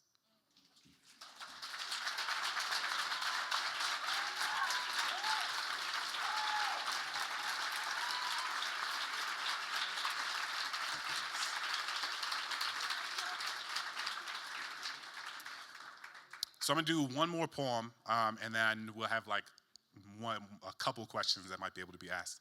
And so a lot of my work, both as a sort of researcher, as a teacher, as a writer, are aimed at speaking into the silences that exist in the world. And what does it mean for us to like speak up and not be a bystander, even when things don't directly affect us? And I think it's a lot easier said than done. But you know, for me, I'm always trying to hold myself accountable to say, like, even when there's an injustice that does not directly affect me, like, what does it mean for me to stand up to that? What does it mean for me to like hold myself accountable and to not be complicit in the violence that other people are experiencing simply because it doesn't directly affect me? And so this is a poem that's trying to sort of, again, wrestle with that and explore that and push myself to be the sort of person that I'm always aiming to be.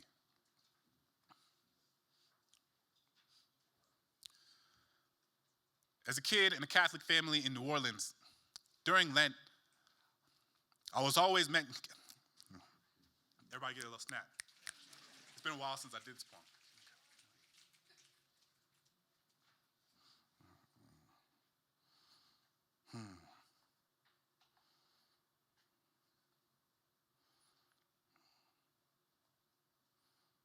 All right, I'm gonna do a different one because this one's not coming. Sometimes it's just like, it just disappears. I'm like, what?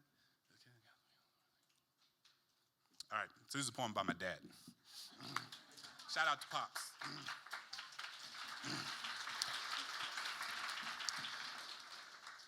In New Orleans, seafood is as much a part of life as changing tides. I was raised between shrimp etouffee and fried catfish, learned to walk on crab legs, and was baptized in a pot of crawfish before I even knew what one was. Still, I was always disgusted by the oysters. But see, my dad loved them. He said that the zinc in the meat was good for your hair, and that if I had seen the hairlines on the men on my mama's side of the family, I'd better start eating them. I would later learn that an oyster's pearls were formed from foreign parasites that had breached the boundaries of its shell. To protect itself from the danger, the oyster cocoons the substance in coats of calcium until the very thing that was trying to destroy it becomes the thing that makes it most beautiful. Mother Nature has a funny way of teaching us. See, last summer while visiting home, I went to check on my dad to see if he knew the score of the game, but when I opened the door to his bedroom, I saw him laying on the ground like a broken promise, genuflecting in front of a prayer. My father held his stomach as if he had been stabbed by the very person entrusted to protect him. Betrayal has never been so silent. There is no treason like that of your own body turning against itself. A Benedict Arnold with a bayonet in your bloodstream. A Judas kissing your kidneys goodbye for 30 pieces of silver. See, chronic kidney disease is deep sea diving with no oxygen, drowning underwater, waiting for a transplant to bring you back to the surface. But my father is an oyster, wears a shell hardened by growing up in a place where expectations never rose above low tide. Has a coral reef of a mother with the echo of an unborn ocean on her breath. Taught him when the waves of this world try to wear you down, it's okay. We are all just a little bit weathered, and she has taught me that if an oyster can turn a parasite into a pearl, then it is no surprise that my father can turn a kidney into calligraphy. See, when I was 14, he was first diagnosed. He wrote me a 15-page letter saying that if anything happened, I had to be ready to become the man of the house. He wrote, Clint, though it hasn't always looked like it, I've always put God first. I know you complain because Clinton Ward Smith III makes it sound like you're the heir to a British monarchy, but never doubt you are king. Understand that I gave you your grandfather's name because the most sacred things I have ever known come in trinities. Clint, love your mother like a stained glass window in a war zone. She could be both shield and shard, both weapon and protection. Treat every woman like you would want a man to treat your sister. This ocean already has enough sharks. Clint, don't be another shark. My father is an oyster. Clasped down tightly on the things he loves the most, his family and his God. He has a calcium-encrusted heart cradled tightly in his chest. Bears scars worn from waves that have tried to erode him of this world. My father is an oyster. And I pray that when he is pulled from this ocean, that those who live above the surface will see the brilliance of his pearls.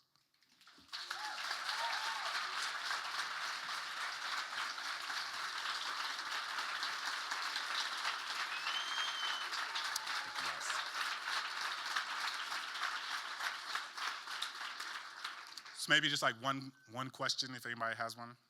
Yeah. You right there. My name is Vangelis Ayala. I'm from Western Hills High School in Fort Worth, Texas. My question to you is, what inspired you to be a poet? That's a great question. So I remember the first time I ever heard a poem performed before.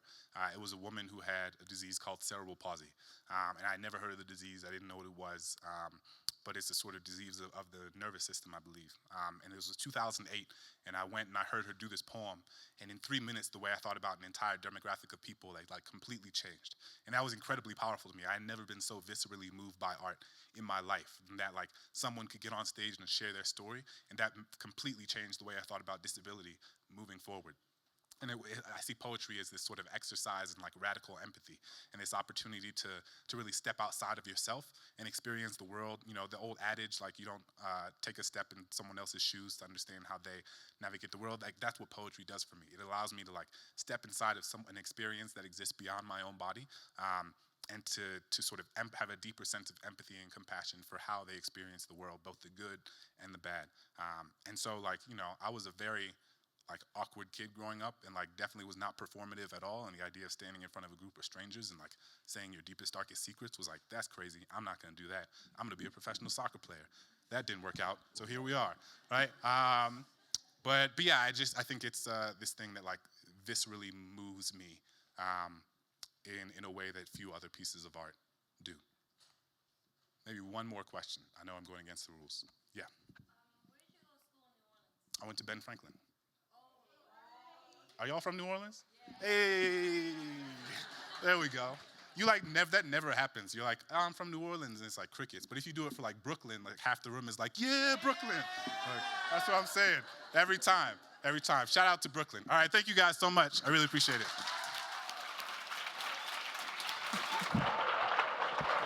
Thank you. So Clint, stay up here just for one moment. I want everyone to thank him, and thank God your soccer career didn't take off. You're doing wonders for society, so thank you.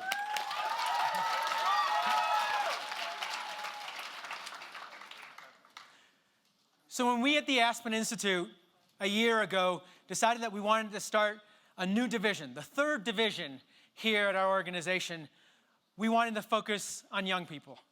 And we wanted to focus on young people because we recognized that you all had the passion, had the empathy, and the commitment to ensure that there will be thoughtful dialogue, that there will be socially conscious approaches, there will be a diverse understanding of how it is that we're going to take on all the challenges in our country and globally.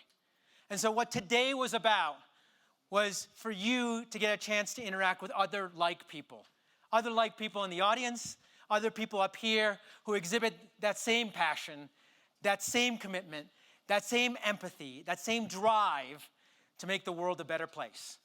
So what I say to you today is, I hope that you take everything that you've learned and continue to try to change the world from this moment on, and that we at the Aspen Institute are there to be with you throughout this ride. So thank you, and I want to say one thank you. Makai, please come up here. To our MC, for doing an amazing job.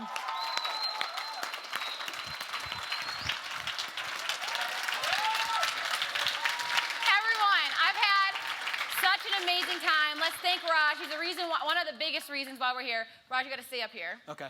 All right, because I am the queen of group selfies, and this is going to be the one that I'm going to submit to the competition. I don't know if I could win. That'd probably be shady. It's a no shade zone, but I'm still going to be active. So there's 2 reminders before we all bum rush the stage. I want people on the stage, everyone coming to the front. Don't forget to submit your civic selfies, right? What are the hashtags? Hashtag Aspen Ideas, and then hashtag Diversify Aspen. And then the second announcement is, there are 6 of you who signed up for a ride back to Glenwood. Who are those 6?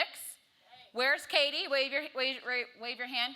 Oh, Katie's right there. So Katie's gonna be with you. So everyone bum rush the stage right now so we can take a selfie before we gotta leave. I've had this experience with you. Yes, you have. We have this tradition. So come on up. On the stage and down here. On the stage and down here. Hello. How are you? Did you? Awesome. Loved it.